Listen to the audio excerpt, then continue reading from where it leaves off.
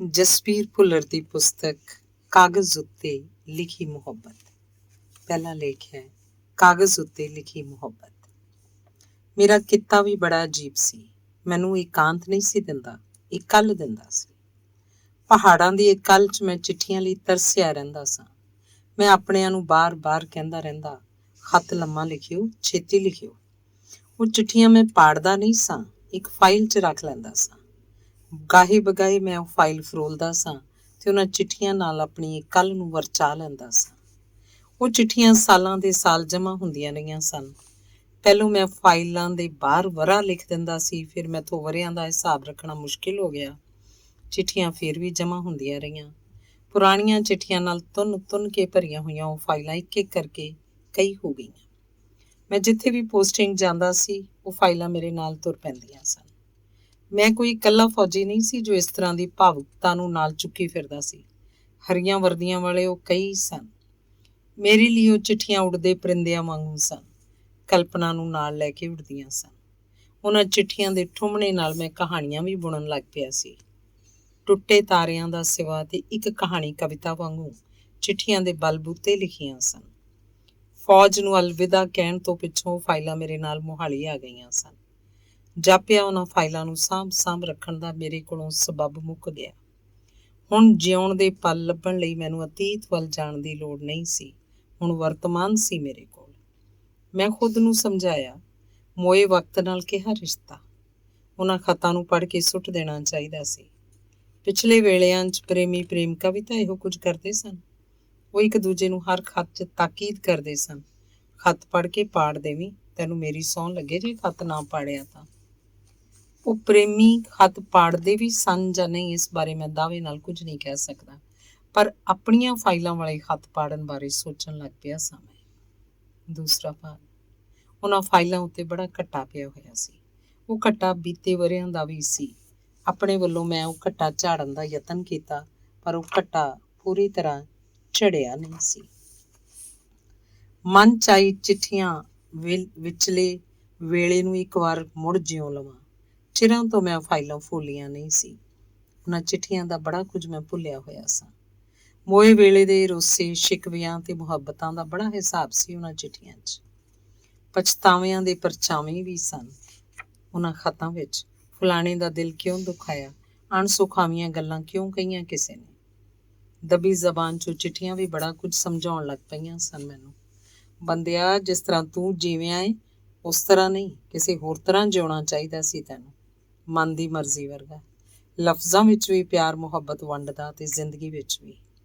ਫਾਈਲਾਂ ਦੀਆਂ ਉਹਨਾਂ ਚਿੱਠੀਆਂ ਵਿੱਚ ਮਹਿੰਗਾ ਬੜਾ ਕੁਝ ਲੱਭ ਰਿਹਾ ਸੀ। ਚਿੱਠੀਆਂ ਨੂੰ ਸੰਭਾਲ ਕੇ ਰੱਖਣ ਦਾ ਸਬੱਬ ਮੁੱਕਿਆ ਨਹੀਂ ਸੀ। ਮੈਨੂੰ ਚਿੱਠੀਆਂ ਜਿਉਂਦੀਆਂ ਹੋ ਗਈਆਂ ਲੱਗ ਰਹੀਆਂ ਸਨ। ਮੈਂ ਚਿੱਠੀਆਂ ਦੇ ਜੰਗਲ ਵਿੱਚੋਂ ਲੰਘ ਰਿਹਾ ਸਾਂ ਤਾਂ ਮੇਰੀ ਘੋਖ ਪੜਤਾਲ ਜਾਰੀ ਸੀ। ਭਾਗ ਤੀਸਰਾ, ਉਹਨਾਂ ਫਾਈਲਾਂ 'ਚ ਸਮਕਾਲੀ ਲੇਖਕਾਂ ਦੇ ਖਤ ਵੀ ਸਨ।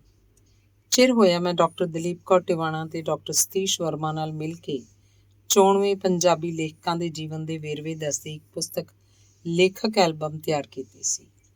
ਉਸ ਕਿਤਾਬ ਲਈ ਖੋਜਬੀਨ ਕਰਦਿਆਂ ਮੈਨੂੰ ਆਪਣੇ ਤੋਂ ਪਹਿਲੇ ਦੇ ਲੇਖਕਾਂ ਦੀਆਂ ਚਿੱਠੀਆਂ ਵੀ ਲੱਭ ਪਈਆਂ ਸਨ। ਉਹਨਾਂ ਚਿੱਠੀਆਂ ਨੇ ਮੈਨੂੰ ਹੋਰ ਵੀ ਅਮੀਰ ਕਰ ਦਿੱਤਾ ਸੀ। ਮੈਂ ਸਾਰੇ ਨਾਮ ਘੋਖੇ ਤਾਂ ਹੈਰਾਨ ਰਹਿ ਗਿਆ। ਉਹਨਾਂ ਚਿੱਠੀਆਂ 'ਚ Nanak Singh novelist, Dhani Ram Chatrik, Giani Kesar Singh, Amrita Pritam, Balwant Gargi, professor Mohan Singh, principal Teja Singh, Ajeet Kaur, doctor Dalip Kaur Tiwana, Devinder Satyarthi, Gurbachan Singh Bhullar, doctor Harbhajan Singh, Kartar Singh Duggal, Tara Singh, Ram Sarup Ankhi, Dalbir ਚੇਤਨ, ਮੋਹਨਜੀਤ, ਪਰਮਿੰਦਰਜੀਤ, ਮਹਾਨ ਕੋਸ਼ ਵਾਲੇ ਭਾਈ ਕਾਨ੍ਹ ਸਿੰਘ ਨਾਭਾ, ਤੇ ਉਹ ਫਹਿਰਿਸਤ ਮੁੱਕ ਨਹੀਂ ਸੀ ਰਹੀ। 1980 ਵਾਲੀ ਕਹਾਣੀ ਦਰਬਾਰ ਤੋਂ ਪਿੱਛੋਂ ਅਜੀਤ ਕੌਰ ਦੀ ਚਿੱਠੀ ਆਈ ਸੀ। ਉਸ ਚਿੱਠੀ ਦੀਆਂ 2 ਸਤਰਾਂ, ਜਸਬੀਰ, ਅਕਾਦਮੀ ਨੂੰ ਭੁੱਲ ਜਾਓ, ਉੱਲੂ ਦੇ ਪੱਠੇ ਨੇ ਸਾਰੇ, ਕਦੇ। ਇਸ ਵਾਰ ਪਤਾ ਨਹੀਂ ਕਿੱਦਾਂ ਮੇਰੀ ਲੰਬੀ ਲੜਾਈ ਅੱਗੇ ਹਾਰ ਗਏ, ਵਰਨਾ। ਚਿੱਠੀਆਂ ਸ਼ਖਸੀਅਤ ਹੁੰਦੀਆਂ ਨੇ ਬੰਦੇ ਦੀ। ਪਤਾ ਲੱਗ ਜਾਂਦਾ ਅਜੀਤ ਕੌਰ ਬੇਬਾਕ ਤੇ ਨਿਰਛਲ ਹੈ। ਮੋਹ ਮੁਹੱਬਤ ਨਾਲ ਭਰੀ ਹੋਈ ਸੰਵੇਦਨਸ਼ੀਲ ਔਰਤ ਹੈ ਉਹ। ਇੱਕ ਖਤ 'ਚੋਂ ਲਿਖਦੀ ਏ, ਜਸਬੀਰ, ਲੱਭ ਲੈਣ ਵਾਲੇ ਬੰਦੇ ਹੁੰਦੇ ਹੀ ਕਿੰਨੇ ਕੁ ਨੇ, ਪਰ ਜੇ ਇੱਕ ਅੱਧਾ ਵੀ ਮਿਲ ਜਾਏ ਜ਼ਿੰਦਗੀ 'ਚ ਤਾਂ ਬੰਦੇ ਨੂੰ ਸ਼ੁਕਰ ਕਰਨਾ ਚਾਹੀਦਾ ਹੈ, ਵਰਨਾ ਕਈ ਵਾਰ ਤਾਂ ਲੋਕ ਲੱਭ ਕੇ ਵੀ ਵਿਸਾਰ ਛੱਡਦੇ ਨੇ। ਵਰ੍ਹਿਆਂ ਦੀਆਂ ਮਹਿਬੂਬ ਦੋਸਤੀਆਂ ਜਦੋਂ ਫਜ਼ੂਲ ਜਿਹੇ ਭੁਲੇਖਿਆਂ ਦੀਆਂ ਸ਼ਿਕਾਰ ਹੋ ਕੇ ਚੁਰਮਰਾ ਕੇ ਟੁੱਟ ਜਾਣ ਤਾਂ ਲੱਗਦਾ ਹੈ ਕਮਾਲ ਹੈ। ਜਿਨ੍ਹਾਂ ਇਮਾਰਤਾਂ ਨੂੰ ਅਸੀਂ ਗ੍ਰੇਨਾਈਟ ਦੀਆਂ ਸਮਝੀ ਬੈਠੇ ਸੀ, ਇਹ ਤਾਂ ਰੇਤ ਦੀਆਂ ਨਿਕਲੀਆਂ। ਜ਼ਿੰਦਗੀ ਦੇ ਵਿਸ਼ਵਾਸ ਊਣਾ ਹੋ ਜਾਂਦਾ ਹੈ। ਮੇਰੇ ਕੋਲ ਅਜੀਤ ਕੌਰ ਦੀਆਂ ਜਿੰਨੀਆਂ ਵੀ ਚਿੱਠੀਆਂ ਨੇ, ਜ਼ਿਆਦਾਤਰ ਤਿੱਥਵਾਰ ਤੋਂ ਬਿਨਾਂ ਨੇ। ਜੇ ਤਾਰੀਖ ਲਿਖੀ ਹੈ ਤਾਂ ਸੰਨ ਨਹੀਂ ਲਿਖਿਆ। ਉਹਦੀਆਂ ਕਹਾਣੀਆਂ ਵਾਂਗੂ ਉਹਦੀਆਂ ਚਿੱਠੀਆਂ ਵੀ ਕਾਲ ਰਹਿਤੀ ਆ। ਅਮਰਤਾ ਦੀਆਂ ਚਿੱਠੀਆਂ ਸ਼ਬਦ ਸੰਜਮ ਦਾ ਪ੍ਰਤੱਖ ਉਦਾਹਰਨ ਹੈ। ਉਹਨੂੰ ਬਾਤ ਦਾ ਹੁੰਗਾਰਾ ਭਰਨਾ ਆਉਂਦਾ ਸੀ। ਉਹ ਹੁੰਗਾਰਾ ਨਵੇਂ ਲੇਖਕਾਂ ਦੀ ਪ੍ਰੇਰਨਾ ਵੀ ਬਣਦਾ ਸੀ ਤੇ ਚੰਗਾ ਲਿਖਣ ਲਈ ਉਤਸ਼ਾਹਿਤ ਵੀ ਕਰਦਾ ਸੀ। ਉਹ ਚੰਗੀ ਲਿਖਤ ਲਈ ਸ਼ਾਬਾਸ਼ ਵੀ ਕਹਿੰਦੀ ਸੀ। ਮੇਰਾ ਇੱਕ ਮਜ਼ਮੂਨ ਪੜ੍ਹ ਕੇ ਉਸ ਲਿਖਿਆ ਸੀ, ਜਸਬੀਰ, ਪੰਜਾਬੀ ਵਾਰਤਕ ਦੀ ਸਧਾਰਨਤਾ ਵੇਖ ਵੇਖ ਮੈਂ ਥੱਕ ਗਈ ਸਾਂ। ਰੱਬਾ, ਮੇਰੀ ਜ਼ੁਬਾਨ ਦੀ ਵਾਰਤਕ ਦਾ ਕੀ ਬਣੇਗਾ? ਅੱਜ ਮੌਲਸਰੀ ਵਾਲੇ ਮਜ਼ਮੂਨ ਨੂੰ ਵੇਖ ਕੇ ਜਾਪਿਆ, ਇਸ ਵਾਰਤਕ ਨੇ ਪੰਜਾਬੀ ਦਾ ਦਿਲ ਵੀ ਰੱਖ ਲਿਆ ਤੇ ਮੇਰਾ ਵੀ। ਇਮਰੋਜ਼ ਵੀ ਸਾਰਾ ਪੜ੍ਹ ਕੇ ਕਮਰੇ 'ਚ ਆਈ। ਲੈ, ਆ ਗਿਆ ਹੀ ਤੇਰੇ ਉਲਾਮੇ ਲਾਉਣ ਵਾਲਾ। ਮੈਂ 2 ਵਾਰੀ ਪੜ੍ਹਿਆ ਹੈ। ਇਹ ਵਾਰਤਕ ਹੈ ਦਿਲ ਵਾਲੀ। ਸੱਚਮੁੱਚ ਵਾਰਤਕ ਨੂੰ ਦਿਲ ਵਾਲੇ ਤੇ ਰੂਹ ਵਾਲੇ ਬਣਾਉਂਦੇ ਨੇ, ਡਿਕਸ਼ਨਰੀਆਂ ਤੇ ਯੂਨੀਵਰਸਿਟੀਆਂ ਨਹੀਂ ਬਣਾਉਂਦੀਆਂ। ਤੇਰਾ ਸ਼ੁਕਰੀਆ ਜਸਬੀਰ। ਅਮਰਤਾ। ਅਮਰਤਾ ਪ੍ਰੀਤਮ ਦਾ ਇਹ ਸੰਖੇਪ ਜਿਹਾ ਖਤ ਮੇਰੇ ਮਜ਼ਮੂਨ ਤੱਕ ਨਹੀਂ ਸੀ, ਪੰਜਾਬੀ ਵਾਰਤਕ ਦੀ ਤਸ਼ਰੀਹ ਵੀ ਸੀ। ਲੇਖਕ ਐਲਬਮ ਕਿਤਾਬ ਲਈ ਲੇਖਕਾਂ ਬਾਰੇ ਖੋਜਬੀਨ ਕਰਦਿਆਂ ਮੈਂ ਗਿਆਨੀ ਕੇਸਰ ਸਿੰਘ ਨੂੰ ਬੜਾ ਕੁਝ ਪੁੱਛਿਆ ਸੀ। ਉਹ ਸੁਤੰਤਰਤਾ ਸੰਗਰਾਮੀ ਸੀ, ਜਾਪਾਨੀਆਂ ਦੀ ਕੈਦ ਵਿੱਚ ਵੀ ਰਿਹਾ ਸੀ। ਉਹਨੇ ਇਤਿਹਾਸ ਦੇ ਕਈ ਵੱਡੇ ਨਾਵਾਂ ਦੇ ਅੰਦਰਲੇ ਕਿਰਦਾਰਾਂ ਨੂੰ ਵੀ ਜਾਣਿਆ ਸੀ। ਮੇਰੀ ਚਿੱਠੀ ਦੇ ਜਵਾਬ 'ਚ ਉਹਨੇ ਐਡਮੌਂਟਨ, ਐਲਬਰਟਾ, ਕੈਨੇਡਾ ਤੋਂ 25/9/99 ਨੂੰ ਇੱਕ ਲੰਮੀ ਚਿੱਠੀ ਲਿਖੀ ਸੀ। ਉਹਨੇ ਦੱਸਿਆ, ਮੈਂ ਕਦੀ ਕੋਈ ਸਰਕਾਰੀ ਇਨਾਮ ਨਹੀਂ ਲਿਆ, ਨਾ ਹੀ ਆਜ਼ਾਦ ਹਿੰਦ ਦੇ ਫੌਜੀਆਂ ਨੂੰ ਮਿਲਦੀ ਪੈਨਸ਼ਨ ਪ੍ਰਵਾਨ ਕੀਤੀ ਸੀ। ਮੈਂ ਸਮਝਦਾ ਜਵਾਹਰ ਲਾਲ ਨਹਿਰੂ ਨੂੰ ਕੁਰਸੀ ਸੰਭਾਲਣ ਲਈ 2 ਧਰਮਾਂ ਦੇ ਆਧਾਰ ਉੱਤੇ ਦੇਸ਼ ਦੀ ਵੰਡ ਮੰਨ ਕੇ ਹਿੰਦੁਸਤਾਨੀਆਂ ਤੇ ਪਾਕਿਸਤਾਨੀਆਂ ਨਾਲ ਜੋ ਕੀਤਾ, ਉਹ ਕਦੇ ਵੀ ਮਾਫ਼ ਕੀਤਾ ਨਹੀਂ ਜਾ ਸਕਦਾ। ਕਹਾਣੀਕਾਰ ਰਘਬੀਰ ਢੰਡ ਦਾ ਮਿਤੀ 27/12/90 ਨੂੰ ਕੈਂਸਰ ਦੀ ਨਾਮੁਰਾਦ ਬਿਮਾਰੀ ਨਾਲ ਦੇਹਾਂਤ ਹੋਇਆ ਸੀ। ਪਰ ਉਸ ਮੌਤ ਦਾ ਪਰਛਾਵਾਂ ਉਹਦੀ ਮੋਹਨ ਭੰਡਾਰੀ ਵੱਲ ਲਿਖੀ 12/7/69 ਦੀ ਚਿੱਠੀ 'ਚ ਵੀ ਦਿਸਦਾ ਹੈ। ਮੈਂ ਤੇਰੇ ਸਾਰੇ ਖੱਤ ਸੰਭਾਲੇ ਹੋਏ ਨੇ, ਬਾਕੀ ਵੀ ਸੰਭਾਲਾਂਗਾ।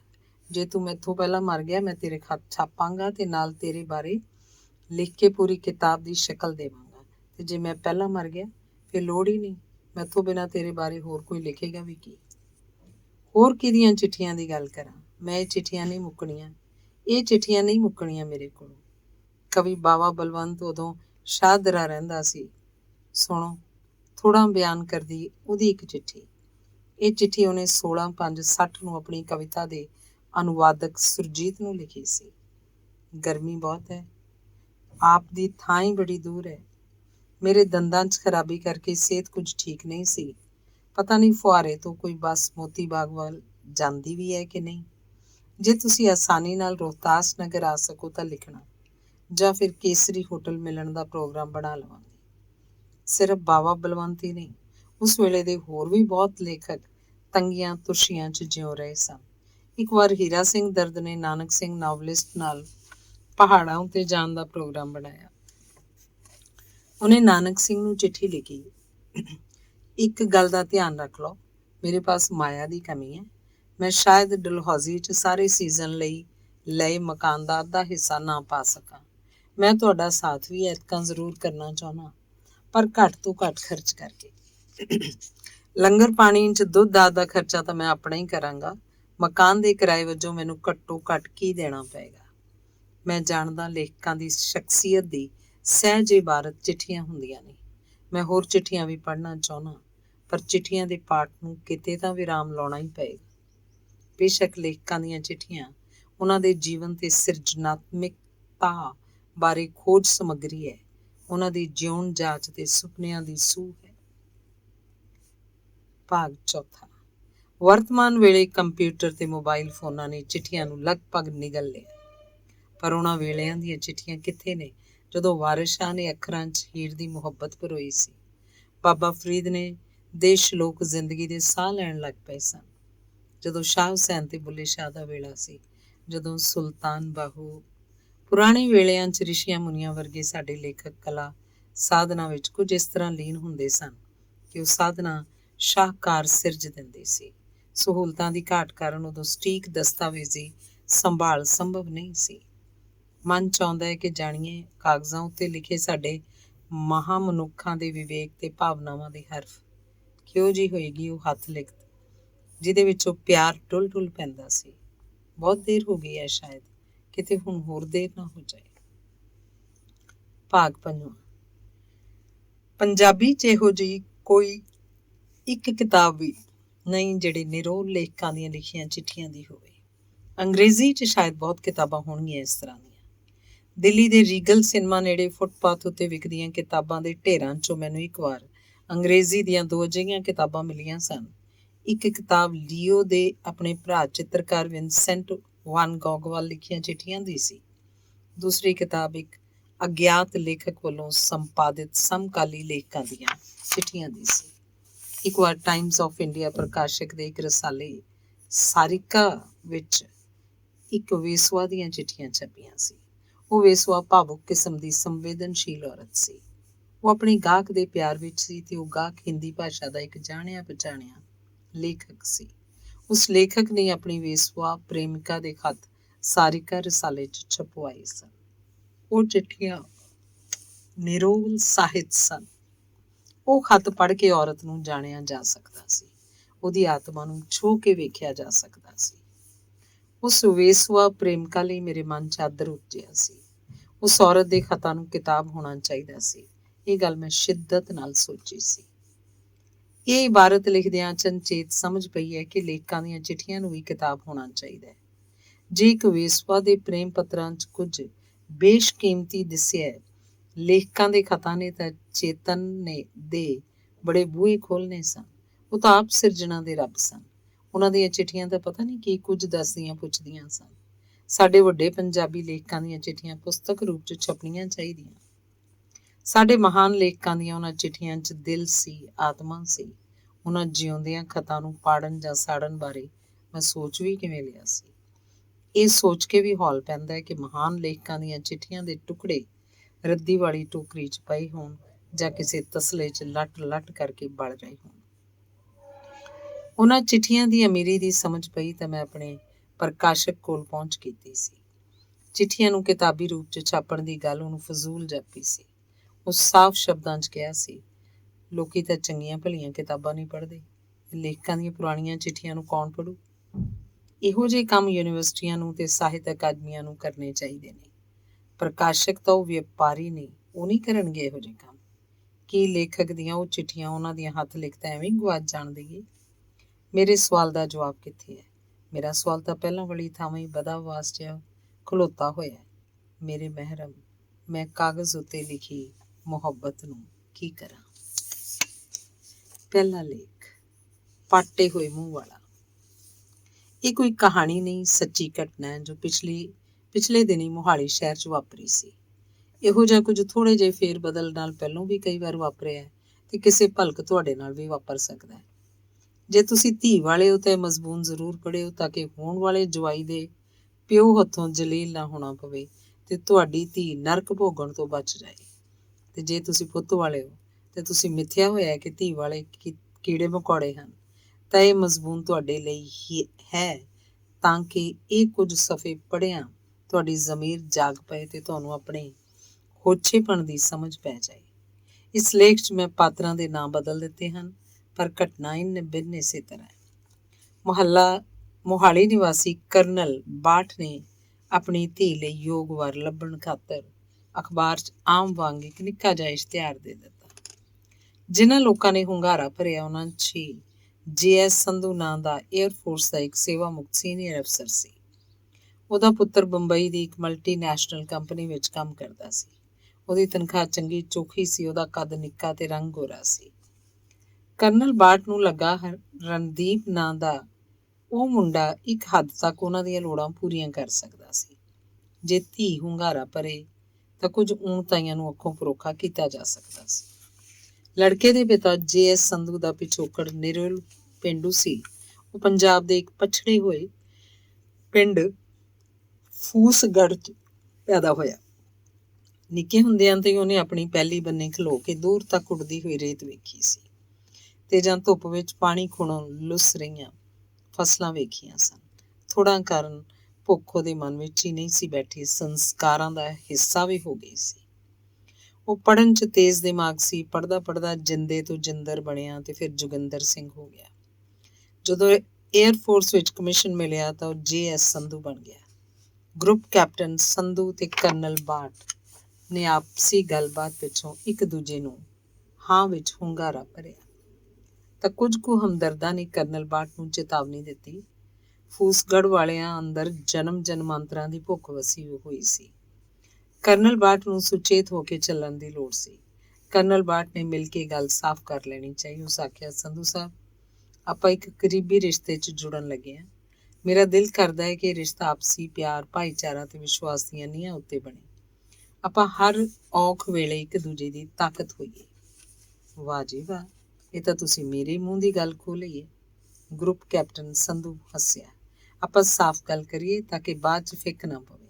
ਮੈਂ ਇੱਕ ਪੈਨਸ਼ਨਰ ਹਾਂ, ਵਿਆਹ ਠੀਕ ਠਾਕ ਕਰਾਂਗਾ, ਪਰ ਤੁਹਾਡੀ ਕੋਈ ਵੱਡੀ ਮੰਗ ਤਾਂ ਨਹੀਂ? ਗਰੁੱਪ ਕੈਪਟਨ ਸੰਧੂ ਨੇ ਜਵਾਬ ਦਿੱਤਾ, ਬਸ ਜੀ, ਤੁਸੀਂ ਵੀ ਖੁਸ਼ ਤੇ ਅਸੀਂ ਵੀ ਖੁਸ਼, ਸਾਰੇ ਖੁਸ਼। ਇਹਦੇ 'ਚ ਹੀ ਸਭ ਮੰਗਾਂ ਪੂਰੀਆਂ ਹੋ ਜਾਂਦੀਆਂ ਨੇ। ਇਹ ਭਲਾ ਕੀ ਗੱਲ ਹੋਈ? ਕਰਨਲ ਬਾਟ ਦੀ ਪਤਨੀ ਫਿਕਰਮੰਦ ਹੋ ਗਈ। ਕਰਨਲ ਬਾਟ ਨੇ ਆਪਣਤ ਜਿਹੀ ਨਾਲ ਆਖਿਆ, ਸੰਧੂ ਸਾਹਿਬ, ਤੁਸੀਂ ਤਾਂ ਕਵਿਤਾ 'ਚ ਗੱਲ ਕੀਤੀ ਹੈ। ਗਰੁੱਪ ਕੈਪਟਨ ਸੰਧੂ ਖੁੱਲ੍ਹ ਕੇ ਹੱਸਿਆ। ਉਹਨੇ ਗੱਲ ਕਵਿਤਾ 'ਚ ਨਹੀਂ ਸੀ ਕੀਤੀ, ਕਰਨਲ ਬਾਟ ਦੇ ਅਰਥ ਸਮਝਣ 'ਚ ਫਰਕ ਸੀ। Group captain Sandhu air force 'ਚ ਬ੍ਰੇਨੀ ਸੰਧੂ ਦੇ ਨਾਂ ਨਾਲ ਮਸ਼ਹੂਰ ਸੀ। ਇਸ ਲਈ ਉਹਦੀ ਗੱਲ ਕਰਨਲ ਬਾਟ ਨੂੰ ਸਮਝ ਨਹੀਂ ਸੀ ਲੱਗੀ, ਪਰ ਛੇਤੀ ਸਮਝ ਲੱਗਣ ਲੱਗ ਪਈ ਸੀ। ਭਾਗ ਦੂਸਰਾ। ਗਰੁੱਪ ਕੈਪਟਨ ਸੰਧੂ ਨੇ ਜ਼ੋਰ ਦੇ ਕੇ ਆਖਿਆ, ਇਸੇ ਹਫ਼ਤੇ ਸ਼ਗਨ ਕਰ ਲਈਏ ਤਾਂ ਕਿ ਬੱਚਿਆਂ ਨੂੰ ਵੀ ਪਤਾ ਹੋਵੇ ਕਿ ਉਹ ਬੱਝ ਗਏ ਹਨ। ਉਹਦੀ ਗੱਲ ਸਿਆਣੀ ਸੀ। ਕਰਨਲ ਬਾਟ ਨੇ ਘਰ 'ਚ ਹੀ 30 ਕੁ ਜਣਿਆਂ ਦੇ ਭੋਜਨ ਤੇ ਚਾਹ ਪਾਣੀ ਦਾ ਪ੍ਰਬੰਧ ਕਰ ਲਿਆ। ਮਿੱਥੇ ਹੋਏ ਦਿਨ ਸੰਧੂ ਪਰਿਵਾਰ ਦੇ 10 ਕੁ ਕਰੀਬੀ ਪਹੁੰਚ ਗਏ। ਮੁੰਡੇ ਤੇ ਕੁੜੀ ਨੇ ਇੱਕ ਦੂਜੇ ਨੂੰ ਮੁੰਦਰੀਆਂ ਪਾ ਦਿੱਤੀਆਂ। ਕਰਨਲ ਬਾਟ ਨੇ ਮੁੰਡੇ ਦੀ ਝੋਲੀ 'ਚ 2100 ਰੁਪਇਆ ਦਾ ਸ਼ਗਨ ਪਾ ਦਿੱਤਾ। ਬਾਕੀ ਰਿਸ਼ਤੇਦਾਰ ਵੀ ਉੱਠ ਕੇ ਸ਼ਗਨ ਪਾਉਣ ਲੱਗ ਪਏ ਤਾਂ ਮਿਸਿਸ ਸੰਧੂ ਕਰਨਲ ਬਾਟ ਦੀ ਪਤਨੀ ਨੂੰ ਪਾਸੇ ਲੈ ਗਈ ਤੇ ਕਹਿਣ ਲੱਗੀ, ਸਾਰਿਆਂ ਨੂੰ ਖਾਲੀ ਹੱਥ ਹੀ ਨਾ ਤੋਰ ਦਿਓ, ਇਹਨਾਂ ਨੂੰ ਜਾਣ ਵੇਲੇ ਤੋਹਫੇ ਜ਼ਰੂਰ ਦਿਓ। ਕਰਨਲ ਬਾਟ ਦੀ ਪਤਨੀ ਨੇ ਕੁਝ ਗਰਮ ਸੂਟ ਤੇ ਕੁਝ ਲੇਡੀ ਸੂਟ ਪਹਿਲਾਂ ਹੀ ਤਿਆਰ ਰੱਖੇ ਸਨ, ਪਰ ਉਹਨਾਂ ਇਹ ਸੋਚ ਕੇ ਹੌਲ ਪਿਆ ਕਿ ਜੇ ਇਹ ਤਿਆਰੀ ਨਾ ਹੁੰਦੀ ਤਾਂ ਐਨ ਮੌਕੇ ਉੱਤੇ ਮਿਸਿਸ ਸੰਧੂ ਦੇ ਕਹਿਣ ਮਾਤਰ ਨਾਲ ਹੀ ਤੱਤ ਫੱਟ ਤੋਹਫੇ ਕਿੱਥੋਂ ਆ ਜਾਂਦੇ। ਖੈਰ, ਇੱਜ਼ਤ ਰਹਿ ਗਈ ਤੇ ਅਵਸਰ ਠੀਕ ਠਾਕ ਨਿਭ ਗਿਆ। ਉਸ ਸ਼ਾਮ ਗਰੁੱਪ ਕੈਪਟਨ ਸੰਧੂ ਦਾ ਫੋਨ ਆਇਆ, ਅੱਜ ਤੁਸੀਂ ਸਾਡੀ ਬੜੀ ਦੇਖਭਾਲ ਕੀਤੀ, ਸਾਨੂੰ ਸਾਰਿਆਂ ਨੂੰ ਚੰਗਾ ਲੱਗਾ, ਪਰ ਗਰੁੱਪ ਕੈਪਟਨ ਸੰਧੂ ਦਾ ਪਰ ਕਰਨਲ ਬਾਟ ਦੇ ਸੰਗ ਵਿੱਚ ਹੱਡੀ ਵਾਂਗੂ ਅਟਕ ਗਿਆ। ਭਾਗ ਤੀਸਰਾ। ਵਿਆਹ ਦੀ ਤਾਰੀਖ ਤੈਅ ਕਰਨ ਲਈ ਕਰਨਲ ਬਾਟ ਤੇ ਉਹਦੀ ਪਤਨੀ ਮਿੱਥੇ ਵੇਲੇ ਤੇ ਗਰੁੱਪ ਕੈਪਟਨ ਸੰਧੂ ਦੇ ਘਰ ਪਹੁੰਚ ਗਏ। ਗੱਲਾਂ ਤੁਰੀਆਂ ਤਾਂ ਗਰੁੱਪ ਕੈਪਟਨ ਸੰਧੂ ਨੇ ਆਖਿਆ, ਕਰਨਲ ਸਾਹਿਬ, ਅਸੀਂ ਕਿਸੇ ਦੇ ਖਰੀਦੇ ਹੋਏ ਕੱਪੜੇ ਨਹੀਂ ਪਾਉਂਦੇ ਤੇ ਨਾ ਹੀ ਸਾਨੂੰ ਪਸੰਦ ਆਉਂਦੇ ਹਨ। ਹੁਣ ਮੰਗਣੀ ਵੇਲੇ ਤੇ ਚੁੰਨੀ ਚੜਾਉਣ ਦੀ ਰਸਮ ਵੇਲੇ ਤੁਸੀਂ ਸਾਨੂੰ ਕੈਸ਼ ਹੀ ਦੇ ਦੇਣਾ, ਜਿਹਦਾ ਜਿਹੋ ਜਿਹਾ ਕੁਝ ਜੀ ਕਰੇ ਖਰੀਦ ਲਵੇ। ਗਰੁੱਪ ਕੈਪਟਨ ਸੰਧੂ ਨੇ ਦੋਹਾਂ ਜੀਆਂ ਦੇ ਚਾਹ ਉੱਤੇ ਜਿਵੇਂ ਪਾਣੀ ਤਰੌਂਕ ਦਿੱਤਾ। ਬੱਕਰੇ ਦੀ ਜਾਨ ਗਈ ਤੇ ਖਾਣ ਵਾਲੇ ਨੂੰ ਸਵਾਦ ਨਾ ਆਇਆ। ਗਰਮ ਸੂਟ 3000 ਰੁਪਏ ਪ੍ਰਤੀ ਸੂਟ ਦੇ ਹਿਸਾਬ ਨਾਲ ਉਹਨਾਂ ਖਰੀਦੇ ਸਨ। ਲੇਡੀ ਸੂਟ ਦੀ ਕੀਮਤ ਵੀ ਕੁਝ ਘੱਟ ਨਹੀਂ ਸੀ। ਕਰਨਲ ਬਾਟ ਨੇ ਸੋਚਿਆ ਸੀ ਮੰਗਣੀ ਦੀ ਰਸਮ ਉਹਨਾਂ ਪੂਰੀ ਕਰ ਦਿੱਤੀ ਹੈ, ਪਰ ਗਰੁੱਪ ਕੈਪਟਨ ਸੰਧੂ ਦੀ ਗੱਲ ਤੋਂ ਲੱਗਾ ਕਿ ਖਰਚਾ ਤਾਂ ਹਾਲੇ ਬਾਕੀ ਹੈ। ਮਿਸਿਸ ਸੰਧੂ ਬੋਲੀ, ਵਿਆਹ ਤੋਂ ਇੱਕ ਦਿਨ ਪਹਿਲਾਂ ਅਸੀਂ ਮੰਗਣੀ ਕਰਾਂਗੇ, ਉਸੇ ਦਿਨ ਸ਼ਾਮੀ ਚੁੰਨੀ ਚੜਾਈ ਦੀ ਰਸਮ ਹੋ ਜਾਏਗੀ। ਪਰ ਸਾਰਾ ਕੁਝ ਤਾਂ ਉਸ ਦਿਨ ਹੋ ਗਿਆ ਸੀ। ਮਿਸਿਸ ਬਾਟ ਕੁਝ ਭਮੱਤਰੀ ਜੀ ਬੋਲੀ, ਨਹੀਂ, ਇਹ ਤਾਂ ਹੁੰਦਾ ਹੀ ਹੁੰਦਾ ਹੈ। ਉਸ ਦਿਨ ਤਾਂ ਰੋਕਾ ਸੀ। ਕਰਨਲ ਬਾਟ ਤੇ ਮਿਸਿਸ ਬਾਟ ਭਿੱਜੇ ਜੇ ਬੈਠੇ ਸਨ। ਉਸ ਦਿਨ ਰਿਸ਼ਤੇਦਾਰਾਂ ਦੇ ਹੁੰਦਿਆਂ ਸ਼ਰਮਿੰਦਿਆਂ ਨਾ ਹੋਣਾ ਪਵੇ। ਸ਼ਰੀਕਾਂ ਸਾਹਮਣੇ ਤਾਂ ਇੱਜ਼ਤ ਮਾਣ ਬਣਿਆ ਰਹਿਣਾ ਚਾਹੀਦਾ। ਬਹੁਤਾ ਕੁਝ ਕਰਨ ਦੀ ਲੋੜ ਨਹੀਂ, ਪਰ ਜਿੰਨਾ ਕੁ ਸਾਡੇ ਘਰ ਦਾ ਰਿਵਾਜ ਹੈ ਉਨਾ ਕੁ ਤਾਂ ਤੁਸੀਂ ਜ਼ਰੂਰ ਕਰ ਦਿਓ। ਗਰੁੱਪ ਕੈਪਟਨ ਸੰਧੂ ਨੇ ਗੱਲਬਾਤ ਦੀ ਵਾਗਡੋਰ ਸੰਭਾਲ ਲਈ। ਰਿਵਾਜ? ਕਿਹਾ ਰਿਵਾਜ? ਸਾਡੇ ਜੀ ਮੰਗਣੀ ਦੀ ਰਸਮ ਸੋਨੇ ਦੀਆਂ ਮੋਹਰਾਂ ਨਾਲ ਕਰਦੇ। ਸੋਨੇ ਦੀਆਂ ਮੋਹਰਾਂ ਨਾਲ? ਹਾਂ, ਉਹ ਗੱਲ ਕਰਦਾ ਕਰਦਾ ਆਪਣੀ ਬੀਵੀ ਨੂੰ ਮੁਖਾਤਿਬ ਹੋਇਆ। ਡਾਰਲਿੰਗ, ਆਪਾਂ ਭਿੰਦੀ ਵੇਲੇ ਕਿੰਨੀਆਂ ਮੋਹਰਾਂ ਨਾਲ ਸ਼ਗਨ ਕੀਤਾ ਸੀ? ਹੁਣ ਜੀ ਪੂਰੀ ਤਰ੍ਹਾਂ ਯਾਦ ਨਹੀਂ, ਪਰ ਇੰਨਾ ਕੁ ਯਾਦ ਹੈ ਕਿ ਆਪਾਂ 5 ਮੋਹਰਾਂ ਦੇ ਨਾਲ ਛਾਪ ਤੇ ਚੇਨ ਵੀ ਪਾਈ ਸੀ। ਘੜੀ ਦੇ ਆਪਾਂ ਪੈਸੇ ਦਿੱਤੇ ਸੀ। ਆਪਾਂ ਕੁਝ ਕੈਸ਼ ਵੀ ਦਿੱਤਾ ਸੀ ਨਾ। ਉਹ ਤਾਂ ਜੀ ਮੁੰਡੇ ਦੀ ਭੈਣ ਲਈ ਸੂਟਾਂ ਤੇ ਉੱਕਾ ਪੁੱਕਾ 15,000 ਰੁਪਏ ਲਿਫਾਫੇ 'ਚ ਪਾ ਕੇ ਫੜਾਤੇ ਸੀ, ਤੇ ਬਾਕੀ ਰਿਸ਼ਤੇਦਾਰਾਂ ਲਈ ਉਹ ਲਿਫਾਫਿਆਂ 'ਚ ਪਾ ਕੇ ਦਿੱਤੇ ਪੈਸਿਆਂ ਦਾ ਵੇਰਵਾ ਦੱਸਣ ਲੱਗ ਪਈ। ਭੁੱਖੇ ਮੰਗਦੇ। ਕਰਨਲ ਬਾਰਟ ਨੇ ਮਨ ਹੀ ਮਨ ਗਾਲ ਕੱਢੀ। ਮਿਸਿਸ ਸੰਧੂ ਆਪਣੀ ਪਹਿਲੀ ਗੱਲ ਮੁਕਾ ਕੇ ਉਹਨਾਂ ਨੂੰ ਚੁੰਨੀ ਚੜਾਉਣ ਦੀ ਰਸਮ ਬਾਰੇ ਵੇਰਵੇ ਦੱਸਣ ਲੱਗ ਪਈ। ਉਹ ਘਰ ਪਹੁੰਚ ਕੇ ਹਾਰੇ ਗੁੱਟਿਆਂ ਵਾਂਗ ਬੈਠ ਗਏ। ਕਰਨਲ ਬਾਰਟ ਨੇ ਲੰਮਾ ਸਾਹ ਭਰਿਆ। ਲੱਗਦਾ ਆਪਾਂ ਭੁੱਖਿਆਂ ਨਾਲ ਵਾਹ ਪਾ ਲਿਆ। ਤੁਸੀਂ ਇਸ ਤਰ੍ਹਾਂ ਕਿਉਂ ਸੋਚਦੇ ਹੋ? ਮਿਸਿਸ ਬਾਰਟ ਬੋਲੀ। ਸੰਧੂਆਂ ਨੇ ਇਹੋ ਜਿਹੇ ਤਾਂ ਕੋਈ ਡਿਮਾਂਡ ਨਹੀਂ ਕੀਤੀ ਜਿਹੜੀ ਆਪਾਂ ਪੂਰੀ ਨਾ ਕਰ ਸਕਦੇ ਹੋਈਏ। ਉਹਨਾਂ ਦਾ ਮੂੰਹ ਹੌਲੀ ਹੌਲੀ ਪਾਟਦਾ ਹੀ ਜਾ ਰਿਹਾ। ਇਹ ਤਾਂ ਸਗੋਂ ਉਹਨਾਂ ਸਾਡਾ ਰਾਹ ਸੌਖਾ ਕਰਤਾ ਹੈ। ਖਰੀਦਦਾਰੀ ਦੀ ਭੱਜ ਨੱਸ ਤੋਂ ਤਾਂ ਬਚੇ। ਹੁਣ ਲਿਫਾਫੇ 'ਚ ਰੁਪਏ ਪਾ ਕੇ ਫੜਾ ਦੇਾਂਗੇ ਤੇ ਬਸ ਵਿਹਲੇ। ਮਿਸਿਸ ਬਾਰਟ ਨੇ ਪਤੀ ਦੀ ਧਰਵਾਸ ਲਈ ਨੁਕਤਾ ਲੱਭ ਲਿਆ। ਭਾਗ ਚੌਥਾ। Group captain ਜੀ.ਐਸ. ਸੰਧੂ ਨੇ ਵਿਆਹ ਦੀ ਤਾਰੀਖ 28 ਮਾਰਚ ਮਿਥ ਲਈ। 27 ਮਾਰਚ ਸ਼ਗਨ ਤੇ ਚੁੰਨੀ ਚੜਾਉਣ ਦਾ ਦਿਨ ਸੀ। ਮਿਸਿਸ ਬਾਰਟ ਪਰੇਸ਼ਾਨ ਹੋ ਗਈ। ਉਹ ਇਸ ਪ੍ਰੋਗਰਾਮ 'ਚ ਨਿੱਕੀ ਜਿਹੀ ਤਰਮੀਮ ਚਾਹੁੰਦੀ ਸੀ। ਉਸ ਕੋਲ ਇਹਦੇ 3 ਕਾਰਨ ਸਨ। ਉਹਨਾਂ ਦਾ ਬੇਟਾ ਹੁਣੇ ਨੌਕਰੀ ਲੱਗਿਆ ਸੀ। ਉਹ ਹਾਲੇ ਕੱਚਾ ਸੀ। ਉਹਨੇ 6 ਮਹੀਨਿਆਂ ਤੋਂ ਬਾਅਦ ਨੌਕਰੀ ਉੱਤੇ ਪੱਕਾ ਹੋਣਾ ਸੀ। ਉਹਨੂੰ ਛੁੱਟੀ ਨਹੀਂ ਸੀ ਮਿਲ ਸਕਣੀ। ਜੇ ਉਹ ਬਿਨਾਂ ਤਨਖਾਹ ਤੋਂ ਛੁੱਟੀ ਵੀ ਲੈ ਲੈਂਦਾ, ਉਹਦਾ ਕੰਪਨੀ ਵਾਲਿਆਂ ਉੱਤੇ ਪ੍ਰਭਾਵ ਮਾੜਾ ਪੈਂਦਾ ਸੀ। 2 ਸਾਲ ਹੋਏ ਮਿਸਿਸ ਬਾਰਟ ਦਾ ਭਰਾ ਸੁਰਗਵਾਸ ਹੋ ਗਿਆ ਸੀ। ਉਹ ਭਰਾ ਦੇ ਪਰਿਵਾਰਾਂ ਨਾਲ ਭਾਵੁਕ ਤੌਰ ਤੇ ਜੁੜੀ ਹੋਈ ਸੀ। ਉਹਦੇ ਭਰਾ ਦੇ ਬੱਚਿਆਂ ਦੇ ਸਾਲਾਨਾ ਇਮਤਿਹਾਨ ਚੱਲ ਰਹੇ ਸਨ। ਇਮਤਿਹਾਨ 31 ਮਾਰਚ ਨੂੰ ਖਤਮ ਹੋਣੇ ਸਨ। ਜ਼ਾਹਰ ਸੀ ਕਿ ਭਰਾ ਦੇ ਦੋਵੇਂ ਬੱਚੇ ਵਿਆਹ 'ਚ ਸ਼ਾਮਲ ਨਹੀਂ ਸਨ ਹੋ ਸਕਣੇ। ਤੀਜਾ ਕਾਰਨ ਸੀ ਕਿ ਮਿਸਿਸ ਬਾਰਟ ਦੀ ਮਾਂ ਲੰਮੀ ਬਿਮਾਰੀ ਨਾਲ ਜੂਝ ਰਹੀ ਸੀ। ਹੁਣੇ ਜੇ ਉਹਦੀ ਸਿਹਤ ਨੂੰ ਕੁਝ ਮੋੜਾ ਪਿਆ ਸੀ। ਜੇ ਵਿਆਹ ਕੁਝ ਦਿਨ ਅੱਗੇ ਪੈ ਜਾਏ ਤਾਂ ਮਾਂ ਇੰਨੀ ਕੁ ਸਿਹਤਯਾਬ ਹੋ ਜਾਂਦੀ ਕਿ ਵਿਆਹ 'ਚ ਸ਼ਾਮਲ ਹੋ ਸਕਦੀ। ਮਿਸਿਸ ਬਾਰਟ ਕੋਲ ਵਿਆਹ ਕੁਝ ਦਿਨ ਅੱਗੇ ਕਰਨ ਦੇ 3 ਕਾਰਨ ਹੀ ਬੜੇ ਵਾਜਬ ਸਨ। ਸੰਧੂ ਇਸ ਭਾਵਕ ਪੱਖ ਨੂੰ ਜ਼ਰੂਰ ਸਮਝ ਸਕਦਾ ਸੀ। ਉਹਨਾਂ ਗਰੁੱਪ ਕੈਪਟਨ ਸੰਧੂ ਕੋਲੋਂ ਮਿਲਣ ਦਾ ਵਕਤ ਲਿਆ ਤੇ ਦੋਵੇਂ ਜੀ ਉਹਨਾਂ ਦੇ ਘਰ ਪਹੁੰਚ ਗਏ। ਗਰੁੱਪ ਕੈਪਟਨ ਸੰਧੂ ਕੋਲ ਬਾਠਾਂ ਦੀ ਸਮੱਸਿਆ ਦੇ ਬੜੇ ਸਪਸ਼ਟ ਜਵਾਬ ਸਨ। ਤੁਸੀਂ ਸਾਰਿਆਂ ਨੂੰ ਵਿਆਹ ਤੇ ਸੱਦੋ। ਜਿਨ੍ਹਾਂ ਵਿਆਹ ਵੇਖਣਾ ਵੇਖ ਲੈਣ, ਜਿਹਨੇ ਨਹੀਂ ਵੇਖਣਾ ਨਾ ਵੇਖੇ।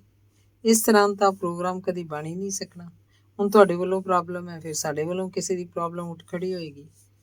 ਰਹੀ ਤੁਹਾਡੇ ਬੇਟੇ ਦੀ ਗੱਲ, ਉਹ ਬਿਨਾਂ ਤਨਖਾਹ ਦੀ ਛੁੱਟੀ ਲੈ ਲਵੇ। ਜੇ ਉਹ 1 ਹਫ਼ਤਾ ਤਨਖਾਹ ਨਹੀਂ ਵੀ ਲਊ ਤਾਂ ਵੀ ਕੀ ਹੈ, ਉਹਦੀ ਭੈਣ ਦਾ ਵਿਆਹ ਆਖਰ। ਮਿਸਿਸ ਬਾਰਟ ਨੇ ਕੁਝ ਝਿੰਬਦਿਆਂ ਆਖਿਆ, ਜੇ ਵਿਆਹ ਅਪ੍ਰੈਲ ਦੇ ਪਹਿਲੇ ਹਫ਼ਤੇ ਕਿਸੇ ਵੀ ਦਿਨ ਹੋ ਜਾਏ ਤਾਂ ਵੀ ਠੀਕ ਹੈ। ਮੇਰਾ ਭਤੀਜਾ ਤੇ ਭਤੀਜੀ ਤਾਂ ਵਿਆਹ 'ਚ ਸ਼ਾਮਲ ਹੋ ਜਾਣਗੇ। ਗਰੁੱਪ ਕੈਪਟਨ ਸੰਧੂ ਕੁਝ ਹੋਰ ਰੁੱਖਾ ਹੋ ਗਿਆ। ਵੇਖੋ ਜੀ, 28 ਮਾਰਚ ਨੂੰ ਮੇਰੇ ਬੇਟੇ ਦਾ ਜਨਮ ਦਿਨ ਹੈ। ਮੇਰੇ ਵੱਲੋਂ ਵਿਆਹ ਉਹਦੇ ਜਨਮ ਦਿਨ ਦਾ ਤੋਹਫਾ ਹੈ। ਮੈਂ ਉਹਨੂੰ ਇਸ ਤੋਹਫੇ ਦੀ ਥਾਂ ਉਸ ਦਿਨ ਕੋਈ ਹੋਰ ਤੋਹਫਾ ਦੇਵਾਂ, ਇਹ ਮੈਨੂੰ ਮਨਜ਼ੂਰ ਨਹੀਂ। ਉੱਥੋਂ ਕੁਝ ਇਸ ਤਰ੍ਹਾਂ ਮੁੜੇ ਜਿਵੇਂ ਕਿਸੇ ਰਾਜੇ ਦੇ ਦਰਬਾਰ 'ਚੋਂ ਲਗਾਨ ਮਾਫੀ ਦੀ ਅਰਜ਼ੋਈ ਨੂੰ ਠੁਕਰਾਏ ਜਾਣ ਪਿੱਛੋਂ ਗਰੀਬ ਪਰਜਾ ਵਾਪਸ ਮੁੜਦੀ ਹੈ।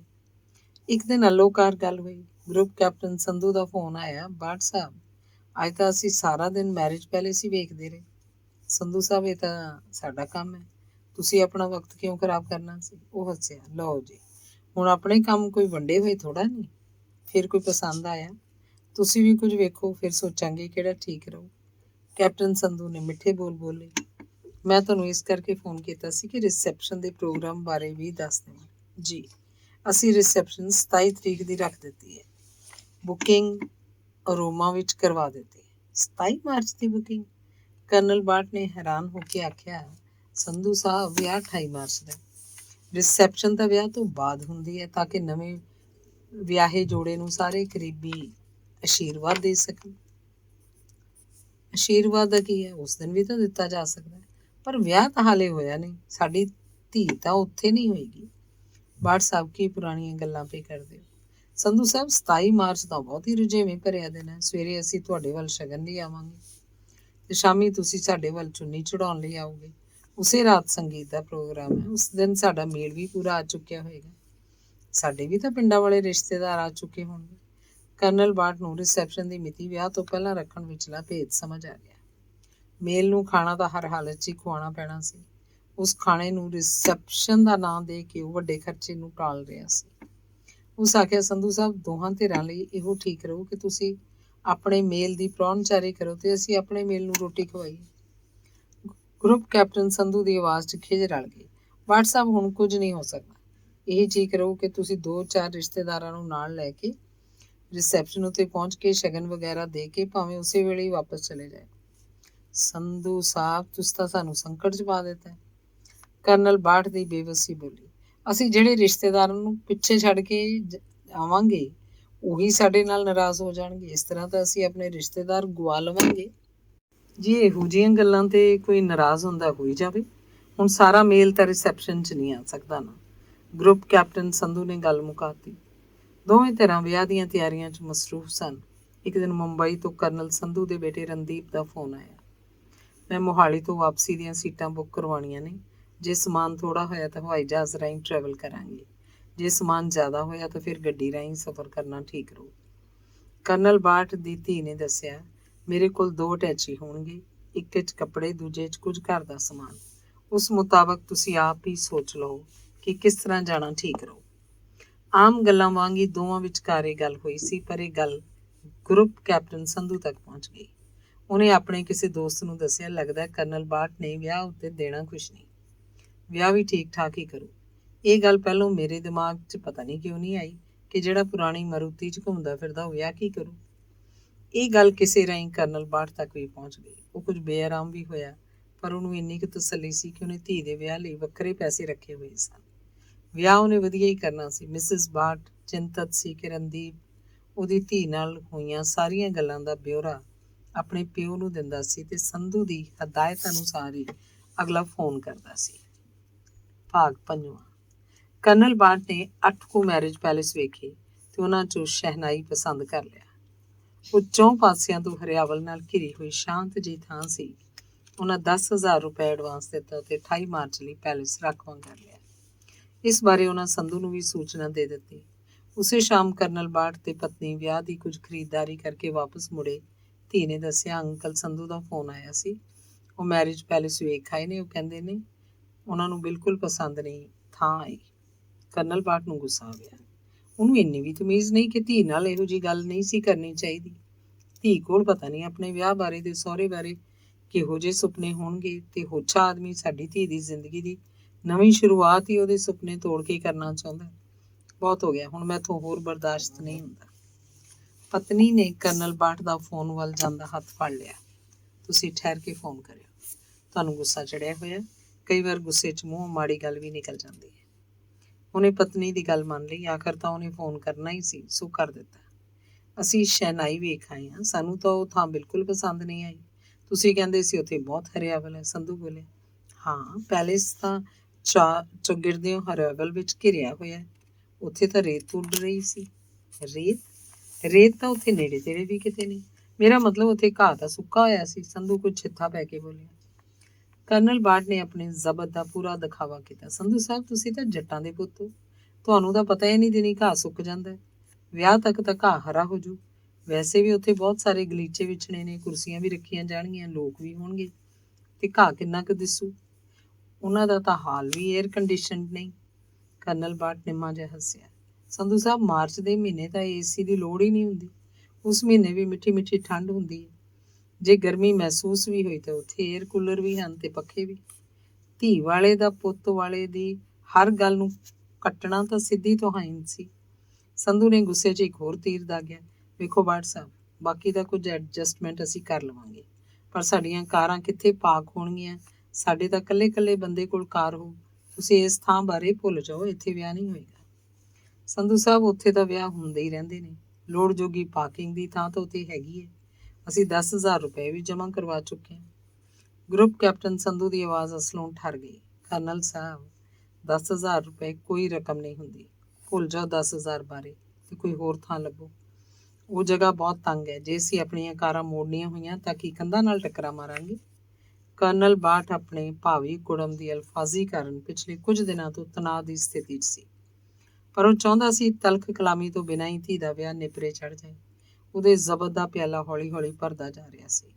ਗਰੁੱਪ ਕੈਪਟਨ ਸੰਧੂ ਦੀ ਆਖਰੀ ਗੱਲ ਉੱਤੇ ਕਰਨਲ ਬਾਟ ਦੇ ਜ਼ਬਤ ਦਾ ਪਿਆਲਾ ਉਛਲ ਗਿਆ। ਉਹਨੇ ਕੁਝ ਸਖਤ ਆਵਾਜ਼ 'ਚ ਕਿਹਾ, ਸੰਧੂ ਸਾਹਿਬ ਤੁਸੀਂ ਕੀ ਗੱਲ ਕਰ ਰਹੇ ਹੋ ਤੇ ਕਿਹਦੇ ਨਾਲ ਕਰ ਰਹੇ ਹੋ? ਕੀ ਤੁਹਾਨੂੰ ਸਲੀਕਾ ਵੀ ਯਾਦ ਨਹੀਂ ਰਿਹਾ? ਤੁਸੀਂ ਸ਼ੁਰੂ ਤੋਂ ਹੀ ਸਾਡੇ ਨਾਲ ਇਸ ਤਰ੍ਹਾਂ ਗੱਲ ਕਰ ਰਹੇ ਹੋ ਜਿਵੇਂ ਸਾਡੇ ਦਿਮਾਗ ਪੂਰੀ ਤਰ੍ਹਾਂ ਵਿਕਸਿਤ ਨਹੀਂ ਹੋਏ ਤੇ ਸਾਨੂੰ ਝਿੜਕ ਕੇ ਉਂਗਲੀ ਫੜ ਕੇ ਤੋਰਨ ਦੀ ਲੋੜ ਹੈ। ਇੱਕ ਗੱਲ ਸਾਫ਼ ਸੁਣ ਲਓ ਕਿ ਅਸੀਂ ਬਾਖੂਬੀ ਸੋਚ ਵੀ ਸਕਦੇ ਹਾਂ ਤੇ ਆਪਣੇ ਫੈਸਲੇ ਆਪ ਵੀ ਲੈ ਸਕਦੇ ਹਾਂ। ਜੇ ਤੁਹਾਨੂੰ ਕਿਸੇ ਗੱਲ ਦਾ ਪਤਾ ਨਾ ਹੋਵੇ ਤਾਂ। ਸੰਧੂ ਕੁਝ ਭਮਤਰਿਆ ਜਿਹਾ ਜਾਪਿਆ। ਮੈਂ ਤੁਹਾਡੇ ਨਾਲ ਇਸ ਵੇਲੇ ਕੋਈ ਗੱਲ ਨਹੀਂ ਕਰਨਾ ਚਾਹੁੰਦਾ। ਮੈਂ ਹਰਖਿਆ ਹੋਇਆ ਤੇ ਮੈਂ ਗੱਲਬਾਤ ਦੇ ਤੁਹਾਡੇ ਵਾਲੇ ਪੱਧਰ ਉੱਤੇ ਨਹੀਂ ਆਉਣਾ ਚਾਹੁੰਦਾ। ਤੇ ਕਰਨਲ ਬਾਟ ਨੇ ਫੋਨ ਹੇਠਾਂ ਰੱਖ ਦਿੱਤਾ।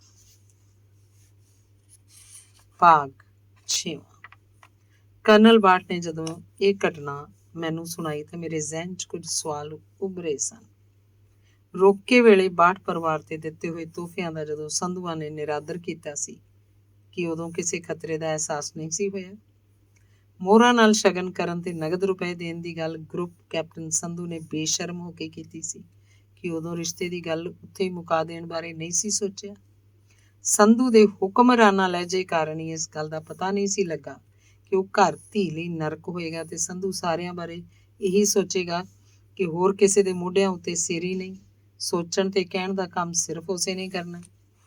ਕੀ ਤੁਹਾਨੂੰ ਇਹ ਇਸ਼ਾਰਾ ਨਹੀਂ ਸੀ ਮਿਲਿਆ ਕਿ ਸੰਧੂ ਦਾ ਮੂੰਹ ਹਾਲੇ ਹੋਰ ਪਾਟਣਾ ਸੀ ਤੇ ਭੁੱਖ ਹੋਰ ਉਜਾਗਰ ਹੋਣੀ ਸੀ? ਸੰਧੂ ਦੇ ਮੁੰਡੇ ਰਣਦੀਪ ਦੀ ਰੀੜ੍ਹ ਦੀ ਹੱਡੀ ਹੈ ਹੀ ਨਹੀਂ ਸੀ। ਪਿਤਾ ਨੇ ਹਾਂ ਕਹੀ, ਰਿਸ਼ਤਾ ਹੋ ਗਿਆ। ਪਿਤਾ ਨੇ ਨਾ ਕੀਤੀ ਤਾਂ ਰਿਸ਼ਤਾ ਮੁੱਕ ਗਿਆ। ਕੀ ਇਹੋ ਜਿਹੇ ਗੰਡੋਆ ਕਿਸਮ ਦੇ ਮੁੰਡੇ ਨਾਲ ਧੀ ਖੁਸ਼ ਰਹਿੰਦੀ?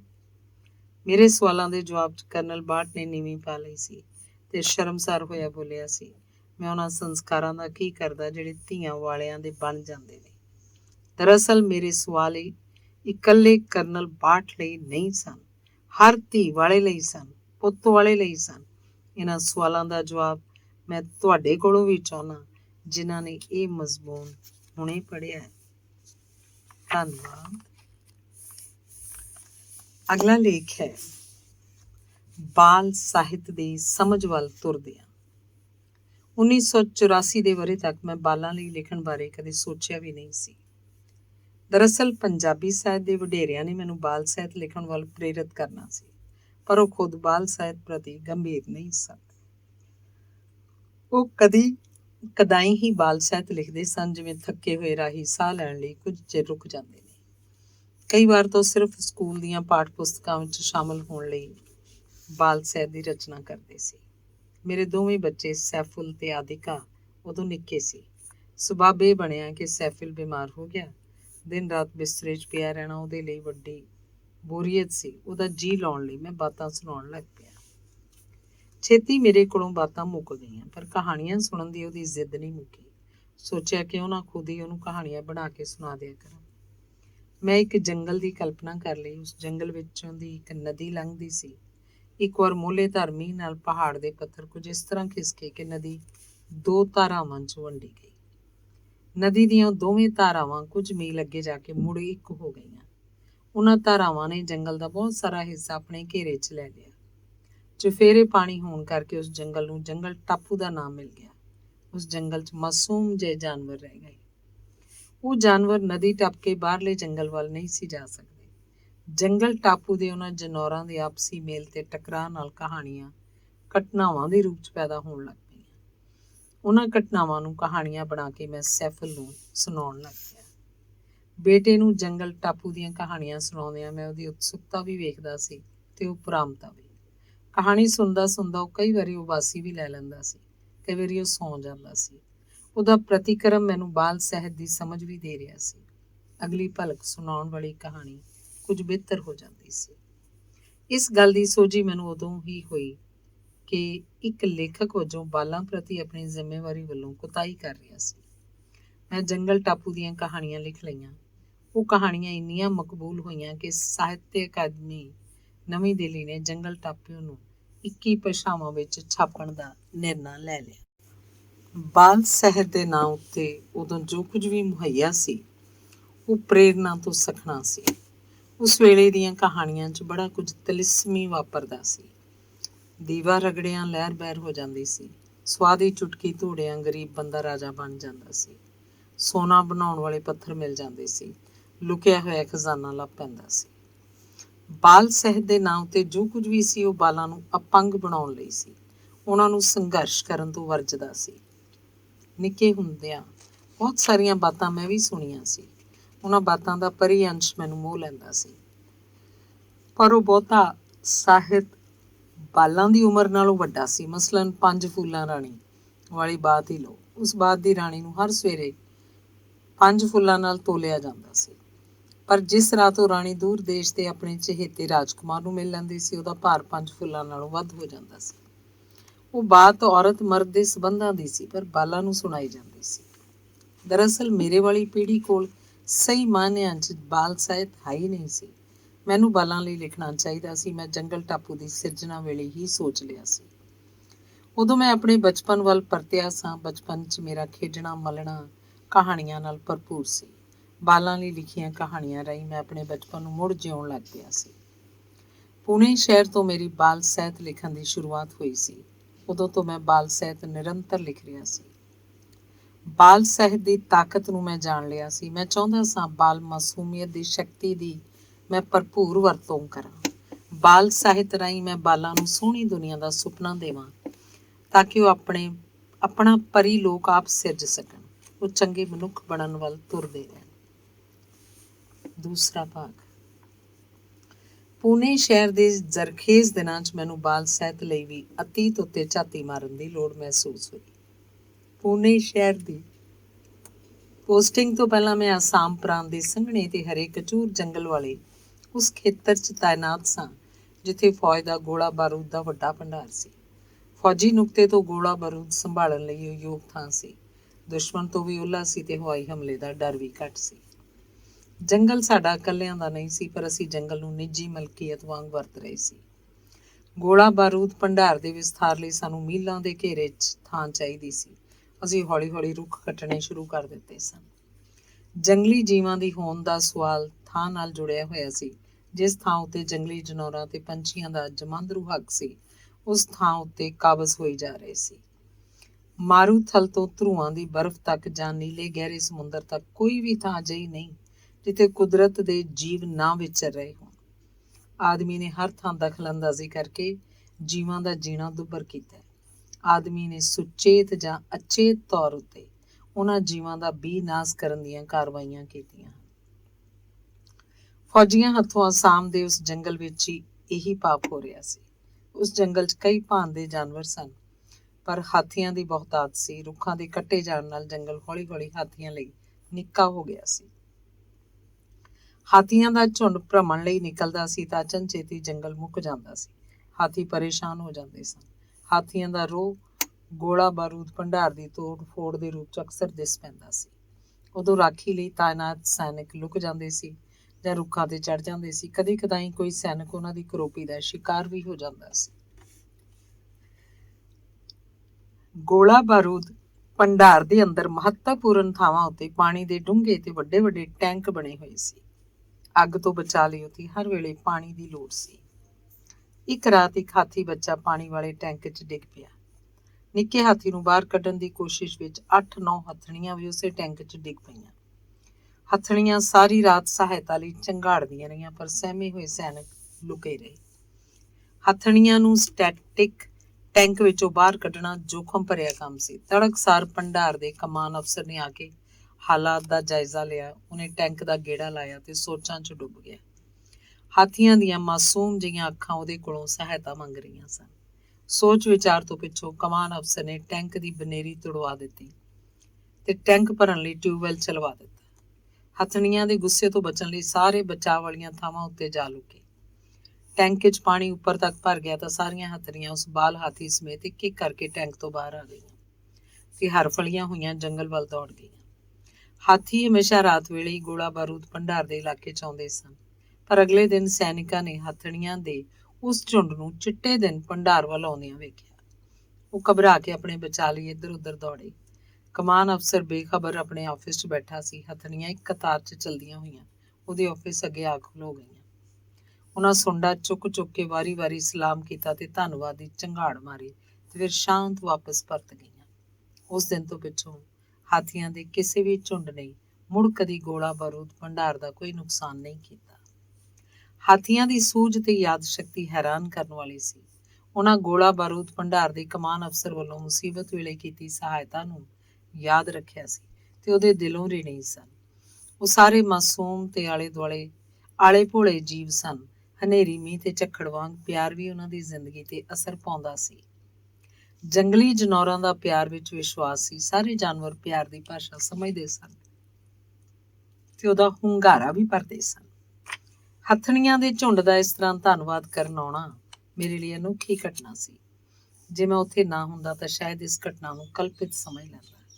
ਇਸ ਘਟਨਾ ਦੇ ਆਧਾਰ ਤੇ ਇੱਕ ਪੜਨ ਗੋਚਰੀ ਕਹਾਣੀ ਲਿਖੀ ਜਾ ਸਕਦੀ ਸੀ, ਬਲਕਿ ਇੱਕ ਬਣੀ ਬਣਾਈ ਕਹਾਣੀ ਸੀ ਜਿਸ 'ਚ ਲੇਖਕ ਦੀ ਕਲਪਨਾ ਦੀ ਲੋੜ ਨਾ ਮਾਤਰ ਹੀ ਸੀ। ਪਰ ਮੈਂ ਇਸ ਘਟਨਾ ਦੀਆਂ ਪਰਤਾਂ ਫਰੋਲ ਰਿਹਾ ਸਾਂ। ਗੱਲ ਇੰਨੀ ਕੁ ਨਹੀਂ ਸੀ ਜਿੰਨੀ ਮੈਂ ਵੇਖ ਜਾਣ ਲਈ ਸੀ। ਗੱਲ ਉਸ ਤੋਂ ਬਹੁਤ ਵੱਧ ਸੀ। ਉਸ ਵੱਧ ਨੂੰ ਜਾਣਨ ਲਈ ਮੈਂ ਜੰਗਲੀ ਜੀਵਾਂ ਦੇ ਰਹਿਣ ਸਹਿਣ ਬਾਰੇ ਖੋਜਬੀਨ ਕਰਨ ਲੱਗ ਪਿਆ ਸੀ। ਪੂਨੇ ਸ਼ਹਿਰ ਨੇ ਮੈਨੂੰ ਸਿਰਫ ਬਾਲ ਸਾਹਿਤ ਵੱਲ ਹੀ ਨਹੀਂ, ਬਾਲ ਨਾਵਲ ਲਿਖਣ ਵੱਲ ਵੀ ਤੋਰਿਆ ਸੀ। ਉਪਰੋਕਤ ਘਟਨਾ ਮੇਰੇ ਪਹਿਲੇ ਬਾਲ ਨਾਵਲ ਆਲੇ ਭੋਲੇ ਦੀ ਪ੍ਰੇਰਨਾ ਬਣੀ ਸੀ। ਆਲੇ ਭੋਲੇ ਲਿਖਣ ਵੇਲੇ ਮੈਂ ਬਸ ਇੰਨਾ ਕੁ ਕੀਤਾ ਸੀ ਕਿ ਜੰਗਲੀ ਜੀਵਾਂ ਨੂੰ ਜੰਗਲ ਦੇ ਕੁਦਰਤੀ ਵਾਤਾਵਰਨ 'ਚ ਖੁੱਲ੍ਹਾ ਛੱਡ ਦਿੱਤਾ ਸੀ। ਜਾਨਵਰਾਂ ਦੀ ਜੰਗਲ 'ਚ ਵਿਚਰਨ ਦੀ ਖੁੱਲ੍ਹ ਡੁੱਲ ਨੇ ਕਈ ਹੋਰ ਘਟਨਾਵਾਂ ਨੂੰ ਜਨਮ ਦਿੱਤਾ ਸੀ। ਜਾਨਵਰਾਂ ਦਾ ਸੁਭਾਅ ਤੇ ਆਦਤਾਂ ਉਹਨਾਂ ਘਟਨਾਵਾਂ ਵਿੱਚ ਸ਼ਾਮਲ ਸਨ। ਨਾਵਲ ਦੀ ਕਹਾਣੀ ਸਹਿਜ ਭਾਗਾਂ ਤੁਰਦੀ ਰਹੀ ਸੀ। ਇਸ ਤੋਂ ਵੱਖਰਾ ਯਥਾਰਥ ਹੋਰ ਕੀ ਹੋ ਸਕਦਾ ਸੀ ਭਲਾ। ਬਾਲਾਂ ਲਈ ਨਾਵਲ ਲਿਖਣ ਵੇਲੇ ਮੇਰੇ ਲਈ ਸਭ ਤੋਂ ਵੱਧ ਮਹੱਤਵ ਕਹਾਣੀ ਤੱਤ ਦਾ ਸੀ। ਮੈਂ ਚਾਹੁੰਦਾ ਸਾਂ ਕਹਾਣੀ ਛੇਤੀ ਛੇਤੀ ਵਾਪਰਦੀ ਜਾਵੇ। ਇਸ ਲਈ ਮੈਂ ਪੇਤਲੇ ਵਰਣਨ ਤੋਂ ਸੰਕੋਚ ਕੀਤਾ। ਬਿਰਤਾਂਤ ਨੂੰ ਨਿੱਕੇ ਨਿੱਕੇ ਵਾਕਾਂ ਤੇ ਨਿੱਕੇ ਨਿੱਕੇ ਕਾਂਡਾਂ ਨਾਲ ਅਗਾਂਹ ਤੋਰਿਆ ਸੀ। ਜੰਗਲ ਟਾਪੂ ਦੀਆਂ ਕਹਾਣੀਆਂ ਦੀਆਂ ਸਿਰਜਣਾ ਵੇਲੇ ਮੇਰੇ ਬੇਟੇ ਨੇ ਸਮਝਾ ਦਿੱਤਾ ਕਿ ਬਾਲਾਂ ਨੂੰ ਕਿਹੋ ਜਿਹੀ ਲਿਖਣੀ ਚਾਹੀਦੀ ਹੈ।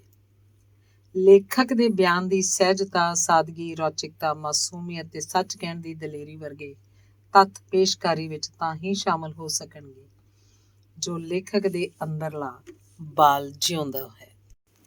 ਧੰਨਵਾਦ। ਅਗਲਾ ਲੇਖ ਹੈ ਗਲੇਸ਼ੀਅਰ ਦੇ ਯੋਧੇ ਤੇ ਆਦਮਬੋ ਹਵਾ।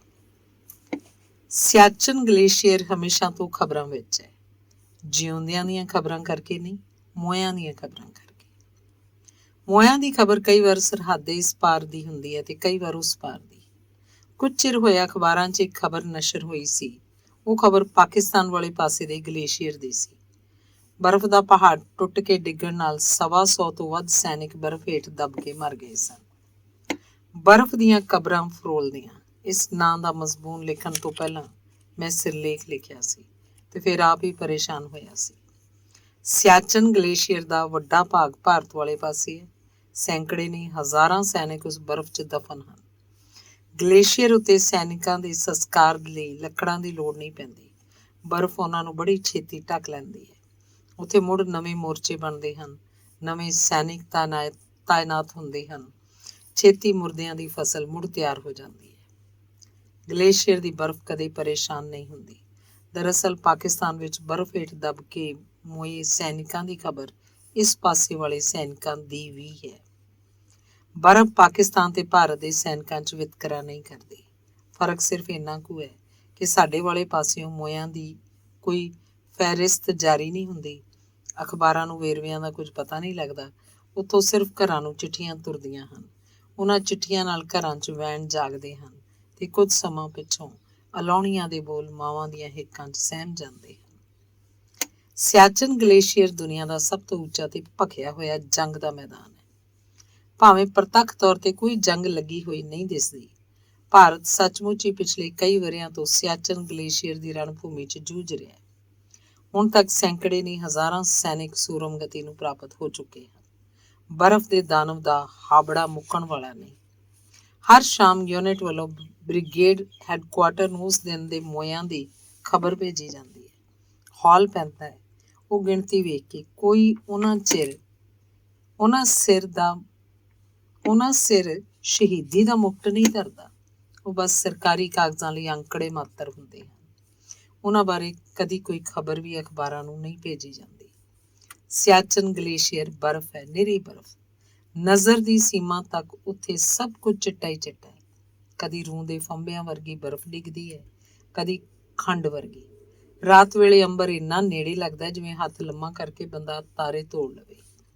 ਚਾਨਣੀ ਰਾਤ, ਸਾਫ਼ ਮੌਸਮ, ਚੰਨ ਦੀਆਂ ਰਿਸ਼ਮਾਂ ਬਰਫ਼ ਤੇ ਪੈਂਦੀਆਂ ਹਨ ਤਾਂ ਜਾਪਦਾ ਜਿਵੇਂ ਹਜ਼ਾਰਾਂ ਟਿਊਬ ਲਾਈਟਾਂ ਇਕੱਠੀਆਂ ਜਗ ਪਈਆਂ ਹੋਣ। ਚੁਫੇਰੇ ਇੰਨਾ ਚਾਨਣ ਹੋ ਜਾਂਦਾ ਹੈ ਕਿ ਬਰਫ਼ ਦੀ ਲਿਸ਼ਕੋਰ 'ਚ ਅੱਖਾਂ ਚੁੰਧੇ ਆ ਜਾਂਦੀਆਂ। ਉਸ ਵੇਲੇ ਬਰਫ਼ ਦੇ ਅੰਨ੍ਹੇਪਣ ਤੋਂ ਵਿਸ਼ੇਸ਼ ਐਨਕਾਂ ਹੀ ਬਚਾ ਸਕਦੀਆਂ। ਲੱਦਾਖੀ ਬੋਲੀ 'ਚ ਸਿਆਚਨ ਦਾ ਅਰਥ ਹੈ ਗੁਲਾਬ ਦੀ ਝਾੜੀ। ਹੇਠਲੀ ਉਚਾਈ ਤੇ ਗਲੇਸ਼ੀਅਰ ਦੁਆਲੇ ਜੰਗਲੀ ਗੁਲਾਬ ਦੀਆਂ ਸੰਘਣੀਆਂ ਝਾੜੀਆਂ ਹਨ। ਇਹਨਾਂ ਝਾੜੀਆਂ ਕਰਕੇ ਇਸ ਗਲੇਸ਼ੀਅਰ ਦਾ ਨਾਂ ਸਿਆਚਨ ਹੈ। ਸਿਆਚਨ ਗਲੇਸ਼ੀਅਰ 3000 ਵਰਗ ਕਿਲੋਮੀਟਰ ਦੇ ਘੇਰੇ 'ਚ ਫੈਲਿਆ ਹੋਇਆ ਹੈ। ਇਹ ਪੂਰਾ ਖੇਤਰ ਬਰਫ਼ ਦੇ ਪਾੜਾਂ ਤੇ ਤਿਲਕਣੀਆਂ ਢਲਾਣਾਂ ਦਾ ਅਟਿਆ ਹੋਇਆ ਹੈ। ਧਰੁਵਾਂ ਨੂੰ ਛੱਡ ਕੇ ਦੁਨੀਆ ਭਰ ਦੇ ਗਲੇਸ਼ੀਅਰਾਂ ਵਿੱਚ ਦੂਜੇ ਨੰਬਰ ਤੇ ਆਉਂਦਾ ਹੈ। ਇੱਥੋਂ ਦਾ ਤਾਪਮਾਨ -50 ਡਿਗਰੀ ਸੈਂਟੀਗ੍ਰੇਡ ਤੱਕ ਵੀ ਚਲਿਆ ਜਾਂਦਾ ਹੈ। ਇਸੇ ਕਰਕੇ ਇਹਨੂੰ ਤੀਜਾ ਧਰੁਵ ਵੀ ਕਹਿੰਦੇ ਆ। ਇੰਨੀ ਠੰਡ 'ਚ ਕਿਤੇ ਬਰਫ਼ ਸ਼ੀਸ਼ੇ ਵਾਂਗ ਹੁੰਦੀ ਹੈ ਤੇ ਕਿਤੇ ਸੁੱਕੀ ਹੋਈ ਖੰਡ ਵਰਗੀ। ਸੈਨਿਕਾਂ ਦੇ ਭਾਰੇ ਬੂਟਾਂ ਨਾਲ ਵੱਜ ਕੇ ਇਹ ਬਰਫ਼ ਕੱਚੇ ਰਾਹ ਦੀ ਮਿੱਟੀ ਵਾਂਗ ਉੱਡਦੀ ਰਹਿੰਦੀ ਹੈ। ਜਦੋਂ ਗਲੇਸ਼ੀਅਰ ਤੇ ਝੱਖੜ ਝੁੱਲਦਾ ਤਾਂ ਬਰਫ਼ ਦੇ ਗੁਬਾਰ ਆਸਮਾਨ ਮੱਲ ਲੈਂਦੇ ਆ। ਉੱਡਦੀ ਬਰਫ਼ ਵਿੱਚ ਤੂਫਾਨ ਦੀਆਂ ਚੀਕਾਂ ਸੁਣਦੀਆਂ ਹਨ, ਜਿਵੇਂ ਭੁੱਖੇ ਬਘਿਆੜ ਹੂ ਹੂ ਕਰ ਰਹੇ ਹੋਣ। ਸਿਆਚਨ ਗਲੇਸ਼ੀਅਰ ਤੇ ਕੋਈ ਵੀ ਜੀਵ ਪੱਕੇ ਤੌਰ ਤੇ ਜਿਉਂਦਾ ਨਹੀਂ ਰਹਿ ਸਕਦਾ, ਨਾ ਆਦਮੀ ਨਾ ਪਰਿੰਦਾ। ਸਿਰਫ ਇੱਕ ਲੱਦਾਖੀ ਕਾਂ ਹੈ ਜੋ ਗਲੇਸ਼ੀਅਰ ਤੇ ਜਿਉਂਦਾ ਰਹਿ ਸਕਣ ਦੀ ਸਮਰੱਥ ਹੈ, ਪਰ ਉਹ ਵੀ ਕਦੀ ਕਦਾਈ ਉੱਥੇ ਵਿਖਾਈ ਦਿੰਦਾ ਹੈ। ਇਹ ਸਵਾਲ ਮਨ 'ਚ ਆਉਣਾ ਸੁਭਾਵਿਕ ਹੈ ਕਿ ਸੈਨਿਕ ਉੱਥੇ ਕਿਸ ਤਰ੍ਹਾਂ ਜਿਉਂਦੇ ਹਨ, ਜਦਕਿ ਉੱਥੇ ਆਕਸੀਜਨ ਦੀ ਵੀ ਘਾਟ ਹੈ। ਸੈਨਿਕਾਂ ਨੂੰ ਗਲੇਸ਼ੀਅਰ ਤੇ ਲਿਜਾਣ ਤੋਂ ਪਹਿਲਾਂ ਗਲੇਸ਼ੀਅਰ ਉੱਤੇ ਜਿਉਂਦਿਆਂ ਰਹਿਣ ਦੇ ਤਰੀਕਿਆਂ ਬਾਰੇ ਵਿਸ਼ੇਸ਼ ਸਿਖਲਾਈ ਦਿੱਤੀ ਜਾਂਦੀ ਹੈ। ਉਹਨਾਂ ਨੂੰ ਵਾਤਾਵਰਣ ਦੇ ਮੁਤਾਬਕ ਢਾਲਣ ਲਈ ਗਲੇਸ਼ੀਅਰ ਉੱਤੇ ਕਈ ਦਿਨਾਂ ਤੱਕ ਪੈਦਲ ਲਿਜਾਇਆ ਜਾਂਦਾ ਹੈ ਤੇ ਪੈਦਲ ਉਤਾਰਿਆ ਜਾਂਦਾ ਹੈ। ਜੇ ਕੋਈ ਗਲੇਸ਼ੀਅਰ ਉੱਤੇ ਸਿੱਧਾ ਪਹੁੰਚ ਕੇ ਕਿਆਮ ਕਰ ਲਏ ਤਾਂ ਉਹਦੇ ਜਿਉਂਦਿਆਂ ਪਰਤਣ ਦੇ ਮੌਕੇ ਘੱਟ ਹੀ ਹਨ। ਫੇਫੜਿਆਂ 'ਚ ਪਾਣੀ ਭਰਨਾ ਸ਼ੁਰੂ ਹੋ ਜਾਂਦਾ ਤੇ ਬੰਦਾ ਸਾਹ ਘੁੱਟ ਕੇ ਹੀ ਮਰ ਜਾਂਦਾ ਹੈ। ਗਲੇਸ਼ੀਅਰ ਉੱਤੇ ਪਾਉਣ ਲਈ ਸੈਨਿਕਾਂ ਦੇ ਕੱਪੜੇ ਵੀ ਵਿਸ਼ੇਸ਼ ਹਨ। ਹੇਠਲੀ ਉਚਾਈ ਉੱਤੇ ਉਹ ਕੱਪੜੇ ਦਸੰਬਰ ਦੀ ਸਰਦੀ ਵਿੱਚ ਵੀ ਮੁੜ੍ਹਕਾ ਲੈ ਆਉਣ। ਗਲੇਸ਼ੀਅਰ ਉੱਤੇ ਸੈਨਿਕਾਂ ਦੇ ਬੰਕਰ ਵੀ ਖਾਸ ਤਰ੍ਹਾਂ ਦੇ ਬਣੇ ਹੋਏ ਹਨ। ਉਹ ਢਾਂਚੇ ਹੈਲੀਕਾਪਟਰਾਂ ਰਾਹੀਂ ਗਲੇਸ਼ੀਅਰ ਉੱਤੇ ਟੁਕੜਿਆਂ 'ਚ ਸੁੱਟੇ ਗਏ ਸਨ। ਬਾਅਦ 'ਚ ਉਹਨਾਂ ਨੂੰ ਜੋੜਿਆ ਗਿਆ ਸੀ। ਇਹਨਾਂ ਬੰਕਰਾਂ ਨੂੰ ਨਿੱਘੇ ਰੱਖਣ ਦਾ ਵੀ ਪ੍ਰਬੰਧ ਹੈ, ਪਰ ਇਹ ਖਾਸ ਤਾਪਮਾਨ ਤੱਕ ਹੀ ਨਿੱਘੇ ਰੱਖੇ ਜਾ ਸਕਦੇ ਹਨ। ਜ਼ਿਆਦਾ ਗਰਮ ਹੋਣ ਨਾਲ ਬੰਕਰ ਬਰਫ਼ 'ਚ ਧੱਸਣ ਲੱਗ ਪੈਂਦਾ। ਇਸ ਤਰ੍ਹਾਂ ਸੈਨਿਕਾਂ ਦੀ ਉਹ ਖੁਆਬਗਾਹ ਇਹਨਾਂ ਦੀ ਕਬਰ ਬਣ ਜਾਂਦੀ ਹੈ। ਇਹ ਸਾਰੇ ਪ੍ਰਬੰਧ ਵੀ ਸੈਨਿਕਾਂ ਨੂੰ ਲੰਮੇ ਸਮੇਂ ਤੱਕ ਗਲੇਸ਼ੀਅਰ ਤੇ ਜਿਉਂਦਿਆਂ ਨਹੀਂ ਰੱਖ ਸਕਦੇ। ਮਿੱਥੇ ਹੋਏ ਸਮੇਂ ਪਿੱਛੋਂ ਸੈਨਿਕ ਨੂੰ ਬਦਲ ਦਿੱਤਾ ਜਾਂਦਾ ਹੈ ਤੇ ਪੁਰਾਣਿਆਂ ਦੀ ਤਾਂ ਨਵੇਂ ਸੈਨਿਕ ਆ ਜਾਂਦੇ ਹੈ। ਉੱਥੇ ਸੈਨਿਕਾਂ ਦੀ ਇੱਕ ਜੰਗ ਮੌਸਮ ਨਾਲ ਹੈ, ਦੂਜੀ ਦੁਸ਼ਮਣ ਨਾਲ। ਦੁਸ਼ਮਣ ਨਾਲ ਲੜਨ ਲਈ ਹਥਿਆਰ ਸੈਨਿਕਾਂ ਦਾ ਅਹਿਮ ਸਾਥੀ ਹੈ, ਪਰ ਇੰਨੀ ਠੰਡ 'ਚ ਹਥਿਆਰਾਂ ਦੇ ਹਿੱਸੇ ਪੁਰਜੇ ਅਕਸਰ ਜੰਮ ਜਾਂਦੇ ਹਨ। ਜਦੋਂ ਹਥਿਆਰਾਂ ਨੂੰ ਚਲਾਉਣ ਦੀ ਲੋੜ ਪੈਂਦੀ ਹੈ ਤਾਂ ਕਈ ਵਾਰ ਹਥਿਆਰ ਨਹੀਂ ਚੱਲਦੇ। ਉਸ ਵੇਲੇ ਸੈਨਿਕ ਦੀ ਹਿੱਕ ਲਈ ਦੁਸ਼ਮਣ ਦੀ ਗੋਲੀ ਲਾਜ਼ਮੀ ਹੋ ਜਾਂਦੀ ਹੈ, ਪਰ ਇੱਕ ਪਾਸੇ ਲੜਾਈ ਕਿਸੇ ਵੀ ਯੋਧੇ ਨੂੰ ਮਨਜ਼ੂਰ ਨਹੀਂ ਹੁੰਦੀ। ਇਸੇ ਕਰਕੇ ਗਲੇਸ਼ੀਅਰ ਦੇ ਸੈਨਿਕ ਆਪਣੇ ਹਥਿਆਰਾਂ ਨੂੰ ਨਿੱਘਾ ਰੱਖਣ ਲਈ ਹਥਿਆਰ ਉੱਤੇ ਗਰਮ ਕੱਪੜਾ ਵਲੇਟ ਕੇ ਰੱਖਦੇ ਹਨ। ਬਸ ਇੱਕ ਵਾਰ ਗੋਲੀ ਚੱਲ ਜਾਏ ਫਿਰ ਬੈਰਲ ਗਰਮ ਹੋ ਜਾਂਦੀ ਹੈ। ਗੋਲੀਆਂ ਲਗਾਤਾਰ ਚੱਲਦੀਆਂ ਰਹਿੰਦੀਆਂ ਹਨ ਤੇ ਲੜਾਈ ਭਖੀ ਰਹਿੰਦੀ ਹੈ। ਸੈਨਿਕ ਭਰੀ ਪੂਰੀ ਗਿਣਤੀ 'ਚ ਗਲੇਸ਼ੀਅਰ ਉੱਤੇ ਪਹੁੰਚਦੇ ਹਨ, ਪਰ ਪੂਰੀ ਗਿਣਤੀ 'ਚ ਵਾਪਸ ਨਹੀਂ ਆਉਂਦੇ। ਕੁਝ ਬਰਫ਼ ਦੇ ਪਾੜਾਂ 'ਚ ਸਮਾ ਜਾਂਦੇ ਹਨ, ਕੁਝ ਕੁ ਨੂੰ ਬਰਫ਼ ਦੀਆਂ ਬਿਮਾਰੀਆਂ ਨਿਗਲ ਲੈਂਦੀਆਂ ਹਨ, ਕੁਝ ਬਰਫ਼ 'ਚ ਦੱਬੇ ਜਾਂਦੇ ਹਨ, ਕੁਝ ਦੁਸ਼ਮਣ ਦੀਆਂ ਗੋਲੀਆਂ ਦਾ ਸ਼ਿਕਾਰ ਹੋ ਜਾਂਦੇ ਹਨ। ਕੁਝ ਘਟਨਾਵਾਂ ਗਲੇਸ਼ੀਅਰ ਤੇ ਬਾਰ-ਬਾਰ ਵਾਪਰਦੀਆਂ ਹਨ। ਮਿਸਾਲ ਵਜੋਂ ਪੋਸਟਾਂ ਤੇ ਸੁਨੇਹਾ ਪੱਤਾ ਲੈ ਕੇ ਜਾਣ ਦੀ ਲੋੜ ਪੈਂਦੀ ਹੈ। ਸੁਨੇਹਾ ਜਾਂ ਚਿੱਠੀਆਂ ਲੈ ਕੇ ਜਾਣ ਵਾਲੇ ਸੈਨਿਕ ਦੇ ਬਚਾਅ ਲਈ ਪੰਜਾਂ ਦੀ ਟੋਲੀ ਭੇਜੀ ਜਾਂਦੀ ਹੈ। ਉਹ ਇੱਕ ਦੂਜੇ ਤੋਂ ਵਿੱਥ ਰੱਖ ਕੇ ਚੱਲਦੇ ਹਨ। ਉਹਨਾਂ ਦੇ ਲੱਕ ਨਾਲ ਇੱਕ ਸਾਂਝਾ ਰੱਸਾ ਬੱਝਿਆ ਹੁੰਦਾ ਹੈ ਜੋ ਉਹਨਾਂ ਨੂੰ ਆਪਸ 'ਚ ਜੋੜਦਾ ਹੈ। ਕਈ ਵਾਰ ਅਚਾਨਕ ਕਿਸੇ ਇੱਕ ਸੈਨਿਕ ਦੇ ਪੈਰਾਂ ਹੇਠੋਂ ਬਰਫ਼ ਪਾੜ ਜਾਂਦੀ ਹੈ ਤੇ ਉਹ ਪਾੜ 'ਚ ਡਿੱਗ ਪੈਂਦਾ ਹੈ। ਰੱਸਾ ਲੱਕਾਂ ਨਾਲ ਇਸ ਲਈ ਬੱਝਿਆ ਹੁੰਦਾ ਹੈ ਕਿ ਦੂਜੇ ਸੈਨਿਕ ਉਹਨੂੰ ਬਾਹਰ ਖਿੱਚ ਲੈਣ, ਪਰ ਇਹਤਿਆਤ ਬਹੁਤੀ ਵਾਰੀ ਉਲਟੀ ਪੈ ਜਾਂਦੀ ਹੈ। ਪਾੜ 'ਚ ਡਿੱਗੇ ਸੈਨਿਕ ਨਾਲ ਬਾਕੀ ਵੀ ਪਾੜ ਅੰਦਰ ਖਿੱਚੇ ਜਾਂਦੇ ਹਨ। ਉਹ ਪਾੜ ਸੈਂਕੜੇ ਫੁੱਟ ਡੂੰਘਾ ਹੁੰਦਾ ਹੈ। ਸੈਨਿਕ ਉਸ ਪਾੜ 'ਚ ਡਿੱਗ ਕੇ ਇੱਕਦਮ ਨਹੀਂ ਮਰਦੇ, ਪਰ ਉਹਨਾਂ ਪਾੜਾਂ ਵਿੱਚੋਂ ਬਾਹਰ ਆਉਣ ਦਾ ਕੋਈ ਵੀ ਤਰੀਕਾ ਈਜਾਦ ਨਹੀਂ ਹੋਇਆ। ਉਹ ਸੈਨਿਕ ਪਾੜਾਂ 'ਚ ਕਿੰਨੇ ਘੰਟੇ ਜਾਂ ਕਿੰਨੇ ਦਿਨ ਜਿਉਂਦੇ ਰਹਿੰਦੇ ਹੋਣਗੇ, ਕੋਈ ਨਹੀਂ ਜਾਣਦਾ। ਨਿੱਤ ਵਰਦੀ ਬਰਫ਼ ਉਹਨਾਂ ਪਾੜਾਂ ਨੂੰ ਪੂਰ ਵੀ ਦਿੰਦੀ ਹੈ। ਮੇਰਾ ਇੱਕ ਦੋਸਤ ਮੇਜਰ ਗਲੇਸ਼ੀਅਰ ਦੀ ਇੱਕ ਪੋਸਟ ਤੋਂ ਟਰੁੱਪ ਬਦਲੀ ਕਰਨ ਜਾ ਰਿਹਾ ਸੀ ਕਿ ਅਚਾਨਕ ਬਰਫ਼ ਦਾ ਪਹਾੜ ਟੁੱਟਿਆ ਤੇ ਬਰਫ਼ ਗਾਰ ਵਾਂਗ ਹੇਠਾਂ ਵਗਣੀ ਸ਼ੁਰੂ ਹੋ ਗਈ। ਉਸ ਟੁਕੜੇ ਦੇ ਬਹੁਤੇ ਸੈਨਿਕ ਉਸ ਬਰਫ਼ ਹੇਠ ਦਬ ਗਏ। ਉਸ ਮੇਜਰ ਨੇ ਬਰਫ਼ ਤੋਂ ਬਾਹਰ ਰਹਿ ਗਏ ਸੈਨਿਕਾਂ ਦੀ ਮਦਦ ਨਾਲ ਬਰਫ਼ ਪੁੱਟ ਕੇ ਦੱਬਿਆਂ ਹੋਇਆਂ ਵਿੱਚੋਂ ਕੁਝ ਕੁ ਨੂੰ ਜਿਉਂਦਿਆਂ ਬਾਹਰ ਕੱਢ ਲਿਆ। ਪਰ ਬਰਫ਼ ਨਾਲ ਜੂਝਦਿਆਂ ਉਹ ਆਪ ਫੇਫੜਿਆਂ 'ਚ ਪਾਣੀ ਭਰਨ ਦੀ ਬਿਮਾਰੀ ਦਾ ਸ਼ਿਕਾਰ ਹੋ ਗਿਆ। ਗਲੇਸ਼ੀਅਰ ਤੇ ਦਵਾਈਆਂ ਤੇ ਡਾਕਟਰ ਦੇ ਹੁੰਦਿਆਂ ਸੁਣਦਿਆਂ ਵੀ ਇਲਾਜ ਖਾਸ ਅਸਰਦਾਰ ਸਾਬਤ ਨਹੀਂ ਹੁੰਦਾ। ਬਿਮਾਰ ਨੂੰ ਇਲਾਜ ਲਈ ਹੈਲੀਕਾਪਟਰ ਰਾਹੀਂ ਫੌਜੀ ਹਸਪਤਾਲ 'ਚ ਭੇਜਿਆ ਜਾਂਦਾ ਹੈ, ਪਰ ਹੈਲੀਕਾਪਟਰ ਗਲੇਸ਼ੀਅਰ 'ਤੇ ਤਾਂ ਹੀ ਪਹੁੰਚ ਸਕਦਾ ਜੇ ਮੌਸਮ ਠੀਕ ਹੋਵੇ। ਮੌਸਮ ਦੇ ਠੀਕ ਹੋਣ ਦੀ ਉਡੀਕ 'ਚ ਉਸ ਮੇਜਰ ਨੇ ਪ੍ਰਾਣ ਤਿਆਗ ਦਿੱਤੇ। ਕੁਝ ਕੁ ਨੂੰ ਇਹ ਸਵਾਲ ਵੀ ਪਰੇਸ਼ਾਨ ਕਰ ਸਕਦਾ ਹੈ ਕਿ ਸੈਨਿਕ ਸਿਆਚਨ ਉੱਤੇ ਸੜਕਾਂ ਕਿਉਂ ਨਹੀਂ ਬਣਾ ਲੈਂਦੇ, ਰੁੱਖ ਕਿਉਂ ਨਹੀਂ ਲਾਉਂਦੇ। ਇਸ ਤਰ੍ਹਾਂ ਕਰਨ ਨਾਲ ਆਕਸੀਜਨ ਦੀ ਘਾਟ ਵੀ ਪੂਰੀ ਹੋਊ ਤੇ ਆਉਣਾ ਜਾਣਾ ਵੀ ਸੌਖਾ ਹੋਊ। ਗਲੇਸ਼ੀਅਰ ਤੇ ਮਿੱਟੀ ਜਾਂ ਪੱਥਰ 4000 ਫੁੱਟ ਜਾਂ ਕਈ ਥਾਈਂ 5000 ਫੁੱਟ ਦੀ ਡੂੰਘਾਈ ਤੋਂ ਪਿੱਛੋਂ ਹੀ ਮਿਲਦੇ ਹੈ। ਨਿਰੀ ਬਰਫ਼ ਤੇ ਸੜਕ ਕਿਸ ਤਰ੍ਹਾਂ ਬਣੇ, ਰੁੱਖ ਕਾਹਦੇ 'ਚ ਉੱਗਣਗੇ। ਗਲੇਸ਼ੀਅਰ ਤੇ ਹਰ ਛਿਣ ਹੀ ਲੜਾਈ ਦਾ ਛਿਣ ਹੈ। ਉੱਥੇ ਆਪਸ ਵਿੱਚ ਗੋਲਾਬਾਰੀ ਅਕਸਰ ਹੁੰਦੀ ਰਹਿੰਦੀ ਹੈ। ਦੋਵਾਂ ਪਾਸਿਆਂ ਦੇ ਸੈਨਿਕ ਅਕਸਰ ਮਰਦੇ ਹਨ। ਸੀਮਾ ਦੀ ਸੁਰੱਖਿਆ ਤੋਂ ਇਲਾਵਾ ਜਿਉਣ ਲਈ ਵੀ ਸੰਘਰਸ਼ ਕਰਨਾ ਪੈਂਦਾ ਹੈ। ਸਿਆਚਨ ਗਲੇਸ਼ੀਅਰ ਦੀ ਹੇਠਲੀ ਉਚਾਈ ਤੇ ਇੱਕ ਸਿੱਖ ਪਲਟਨ ਦਾ ਕਿਆਮ ਸੀ। ਉਹਨਾਂ ਦੀਆਂ ਕੁਝ ਪੋਸਟਾਂ ਗਲੇਸ਼ੀਅਰ ਤੇ ਵੀ ਸੀ। ਇੱਕ ਸ਼ਾਮ ਪਲਟਨ ਦਾ ਕਮਾਨ ਅਫਸਰ ਮੇਰੇ ਕੋਲ ਆਇਆ। ਉਹਨੇ ਮੇਰੇ ਕੋਲੋਂ ਪੰਜਾਬੀ 'ਚ ਇੱਕ ਚਿੱਠੀ ਲਿਖਵਾਉਣੀ ਸੀ ਜੋ ਇੱਕ ਸਿਪਾਹੀ ਦੀ ਮੌਤ ਦੀ ਖਬਰ ਬਾਰੇ ਸੀ ਤੇ ਸਿਪਾਹੀ ਦੇ ਘਰ ਭੇਜੀ ਜਾਣੀ ਸੀ। ਮੈਂ ਉਹ ਚਿੱਠੀ ਲਿਖ ਦਿੱਤੀ। ਕੁਝ ਦਿਨਾਂ ਪਿੱਛੋਂ ਉਹ ਕਰਨਲ ਮੁੜ ਮੇਰੇ ਕੋਲ ਆਇਆ। ਉਹਦੇ ਕੋਲ ਇੱਕ ਹੋਰ ਚਿੱਠੀ ਸੀ ਜਿਹੜੀ ਮੇਰੀ ਲਿਖੀ ਚਿੱਠੀ ਦੇ ਜਵਾਬ 'ਚ ਉਸ ਮੋਏ ਸੈਨਿਕ ਦੇ ਘਰ ਵਾਲਿਆਂ ਨੇ ਲਿਖੀ ਸੀ। ਹੁਣ ਉਹ ਕਮਾਨ ਅਫਸਰ ਉਸ ਚਿੱਠੀ ਦਾ ਜਵਾਬ ਵੀ ਮੇਰੇ ਕੋਲੋਂ ਲਿਖਵਾਉਣਾ ਚਾਹੁੰਦਾ ਸੀ। ਮੈਂ ਉਹ ਚਿੱਠੀ ਕਰਨਲ ਦੇ ਹੱਥੋਂ ਲੈ ਕੇ ਪੜ੍ਹੀ, ਪਰ ਇਹ ਕੋਈ ਹੋਰ ਸੀ। ਜਿਸ ਸਿਪਾਹੀ ਦੇ ਮਰਨ ਦੀ ਚਿੱਠੀ ਮੈਂ ਲਿਖੀ ਸੀ ਉਹਦਾ ਨਾਂ ਕੁਝ ਹੋਰ ਸੀ। ਮੈਂ ਇਸ ਗੱਲ ਵੱਲ ਕਰਨਲ ਦਾ ਧਿਆਨ ਦਿਵਾਇਆ ਤਾਂ ਉਸ ਦੱਸਿਆ ਕਿ ਮੇਰੀ ਲਿਖੀ ਹੋਈ ਚਿੱਠੀ ਉਹਨਾਂ ਨੇ ਮਾਸਟਰ ਫਾਈਲ 'ਚ ਲਾ ਦਿੱਤੀ ਸੀ। ਸਿੱਖ ਪਲਟਨ ਦੀ ਗਲੇਸ਼ੀਅਰ ਵਾਲੀ ਇੱਕ ਪੋਸਟ ਐਵਲਾਂਚ ਦੀ ਮਾਰ ਵਿੱਚ ਅਕਸਰ ਆਉਂਦੀ ਰਹਿੰਦੀ ਸੀ। ਸੈਨਿਕ ਮਰਦੇ ਰਹਿੰਦੇ ਸੀ। ਕਰਨਲ ਨੇ ਮਰੇ ਹੋਏ ਸੈਨਿਕ ਦੇ ਘਰੇ ਉਹਨਾਂ ਸੈਨਿਕਾਂ ਦੀ ਬਹਾਦਰੀ, ਫਰਜ਼ ਸ਼ਨਾਸੀ ਤੇ ਪਲਟਨ ਦੀ ਹਮਦਰਦੀ ਭੇਜਣ ਦਾ ਇੱਕ ਸੌਖਾ ਢੰਗ ਲੱਭ ਲਿਆ। ਉਹ ਆਪਣੇ ਕਲਰਕ ਨੂੰ ਬੁਲਾ ਕੇ ਦੱਸ ਦਿੰਦਾ ਸੀ ਤੇ ਕਲਰਕ ਮਾਸਟਰ ਫਾਈਲ ਵਿਚਲੀ ਮੇਰੀ ਲਿਖੀ ਹੋਈ ਚਿੱਠੀ 'ਚ ਨਾਮ ਨੰਬਰ ਬਦਲ ਕੇ ਚਿੱਠੀ ਭੇਜ ਦਿੰਦਾ ਸੀ। ਉਹ ਕਰਨਲ ਸਿਆਚਨ ਗਲੇਸ਼ੀਅਰ ਦੇ ਖੇਤਰ 'ਚ ਨਵਾਂ ਸੀ। ਉਹਨੂੰ ਮੇਰੀ ਰਾਏ ਦੀ ਇੱਕ ਵਾਰ ਮੁੜ ਲੋੜ ਪੈ ਗਈ। ਉਹਨੂੰ ਆਪਣੇ ਕੁਝ ਜਵਾਨਾਂ ਦੀਆਂ ਬਰਫ਼ 'ਚ ਦੱਬੀਆਂ ਲਾਸ਼ਾਂ ਨਹੀਂ ਸੀ ਮਿਲ ਰਹੀਆਂ। ਉਂਝ ਤਾਂ ਗਲੇਸ਼ੀਅਰ ਤੇ ਲਾਸ਼ਾਂ ਲੱਭਣ ਦੀ ਲੋੜ ਨਹੀਂ ਸੀ ਪੈਂਦੀ, ਪਰ ਗਲੇਸ਼ੀਅਰ ਦੇ ਕਿਨਾਰੇ ਵਾਲੀਆਂ ਪੋਸਟਾਂ ਤੇ ਤਰੱਦਦ ਕਰ ਲਿਆ ਜਾਂਦਾ ਸੀ। ਮੈਂ ਉਸ ਕਮਾਨ ਅਫਸਰ ਨੂੰ ਸਲਾਹ ਦਿੱਤੀ ਕਿ ਕਈ ਮੀਲ ਅੱਗੇ ਜਾ ਕੇ ਪਾਣੀ ਦੇ ਸਰੋਤ ਸਾਹਵੇਂ ਫੌਜੀ ਟਰੱਕਾਂ ਨੂੰ ਲੁਕਾਉਣ ਵਾਲੇ ਜਾਲ ਤਾਣ ਦਿੱਤੇ ਜਾਣ। ਪੋਸਟ ਤੇ ਨਿੱਤ ਨਵੀਂ ਬਰਫ਼ ਪੈਂਦੀ ਸੀ। ਪਹਿਲੀ ਬਰਫ਼ ਉਤਲੀ ਬਰਫ਼ ਦੇ ਬੋਝ ਨਾਲ ਹੇਠਾਂ ਸਰਕਦੀ ਸੀ। ਹੇਠਲੀ ਉਚਾਈ ਤੇ ਆ ਕੇ ਉਹ ਬਰਫ਼ ਹੌਲੀ ਹੌਲੀ ਪਿਘਲਦੀ ਸੀ। ਉਸ ਬਰਫ਼ ਦੇ ਬੋਝ ਨਾਲ ਹੇਠਾਂ ਸਰਕਦੀਆਂ ਲਾਸ਼ਾਂ ਪਾਕਿਸਤਾਨ ਵੱਲ ਰੁੜ ਜਾਂਦੀਆਂ ਸਨ। ਜਾਲ ਲਾਉਣ ਨਾਲ ਪਲਟਣ ਵਾਲਿਆਂ ਨੂੰ ਕੁਝ ਦਿਨਾਂ ਵਿੱਚ ਹੀ 9-10 ਲਾਸ਼ਾਂ ਮਿਲ ਗਈਆਂ। ਨਿੱਤ ਕੋਈ ਨਾ ਕੋਈ ਲਾਸ਼ ਉਸ ਜਾਲ 'ਚ ਆ ਫਸਦੀ ਸੀ। ਪਲਟਨ ਦਾ ਕਲਰਕ ਮਾਸਟਰ ਫਾਈਲ ਵਾਲੀ ਚਿੱਠੀ ਵਿੱਚ ਅਗਲੇ ਸੈਨਿਕ ਦਾ ਨਾਂ ਨੰਬਰ ਭਰਨ ਲੱਗ ਪੈਂਦਾ ਸੀ। ਸਿਆਚਨ ਗਲੇਸ਼ੀਅਰ ਉੱਤੋਂ ਜਦੋਂ ਸੈਨਿਕ ਵਾਪਸ ਮੁੜਦੇ ਤਾਂ ਉਹ ਆਦਿ ਕਾਲ ਦੇ ਮਨੁੱਖਾਂ ਵਾਂਗ ਵਿਖਾਈ ਦਿੰਦੇ ਸੀ। ਉਹਨਾਂ ਦੇ 2-2 ਗਿੱਠਾਂ ਲੰਮੀ ਦਾੜ੍ਹੀ ਹੁੰਦੀ। ਗਲੇਸ਼ੀਅਰ ਤੇ ਨਾ ਉਹ ਹਜਾਮਤ ਕਰਨ ਬਾਰੇ ਸੋਚ ਸਕਦੇ ਸੀ ਤੇ ਨਾ ਨਹਾਉਣ ਬਾਰੇ। ਉਹਨਾਂ ਦੇ ਖਾਣ ਪੀਣ ਲਈ ਤਰ੍ਹਾਂ ਤਰ੍ਹਾਂ ਦੇ ਖਾਦ ਪਦਾਰਥ ਮੁਹੱਈਆ ਸਨ, ਪਰ ਉਹ ਖਾਣ ਤੋਂ ਡਰਦੇ ਸੀ। ਨਿਵ੍ਰਿਤ ਹੋਣ ਲਈ ਕੱਪੜੇ ਸਰਕਾਉਣੇ ਹੀ ਪੈਂਦੇ ਹਨ। ਗਲੇਸ਼ੀਅਰ ਤੇ ਕਿੰਨਾ ਖਤਰਨਾਕ ਸਾਬਤ ਹੋ ਸਕਦਾ ਇਹ ਗੱਲ ਸੈਨਿਕ ਭਲੀ ਭਾਂਤ ਜਾਣਦੇ ਸੀ। ਸਿਆਚਨ ਗਲੇਸ਼ੀਅਰ ਦੇ ਦਾਨਵ ਤੋਂ ਬਚ ਕੇ ਆਉਣ ਤੋਂ ਪਿੱਛੋਂ ਵੀ ਉਹ ਪੂਰੇ ਬਚੇ ਹੋਏ ਨਹੀਂ ਹੁੰਦੇ। ਮਾਨਸਿਕ ਵਿਕਾਰਾਂ ਤੋਂ ਬਿਨਾਂ ਭਾਂਤ ਭਾਂਤ ਦੇ ਸਰੀਰਕ ਰੋਗ ਵੀ ਆਪਣੇ ਨਾਲ ਲੈ ਕੇ ਆਉਂਦੇ ਆ। ਕਿਸੇ ਦੀਆਂ ਬਰਫ਼ 'ਚ ਲੱਤਾਂ ਗਲ ਜਾਂਦੀਆਂ, ਕਿਸੇ ਦੇ ਹੱਥ, ਕਿਸੇ ਦੀ ਚਮੜੀ ਨੂੰ ਬਰਫ਼ ਸਾੜ ਦਿੰਦੀ ਹੈ ਤੇ ਕਿਸੇ ਦੇ ਕੰਨ ਬੋਲੇ ਹੋ ਜਾਂਦੇ ਆ। ਮੈਨੂੰ ਉਹ ਸੈਨਿਕ ਵੀ ਕਦੀ ਕਦਾਈ ਯਾਦ ਆਉਂਦਾ ਹੈ ਜੋ ਬਰਫ਼ ਦੀ ਗਾਰ ਵਿੱਚ ਆਪਣੇ ਜਵਾਈ ਦੇ ਦਫਨ ਹੋ ਜਾਣ ਪਿੱਛੋਂ ਮਾਨਸਿਕ ਤਵਾਜ਼ਨ ਗੁਆ ਬੈਠਾ ਸੀ। ਉਹ ਕਦੀ ਪਾਕਿਸਤਾਨ ਵੱਲ ਮੂੰਹ ਕਰਕੇ ਬਰਫ਼ ਝੱਟਣ ਲੱਗ ਪੈਂਦਾ, ਕਦੀ ਭਾਰਤ ਵੱਲ ਮੂੰਹ ਕਰਕੇ।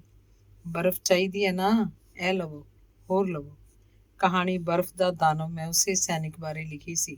ਉਦੋਂ ਸਾਹਿਰ ਲੁਧਿਆਣਵੀ ਦੀ ਇੱਕ ਨਜ਼ਮ ਮੈਨੂੰ ਪਰੇਸ਼ਾਨ ਕਰਦੀ ਰਹੀ ਸੀ।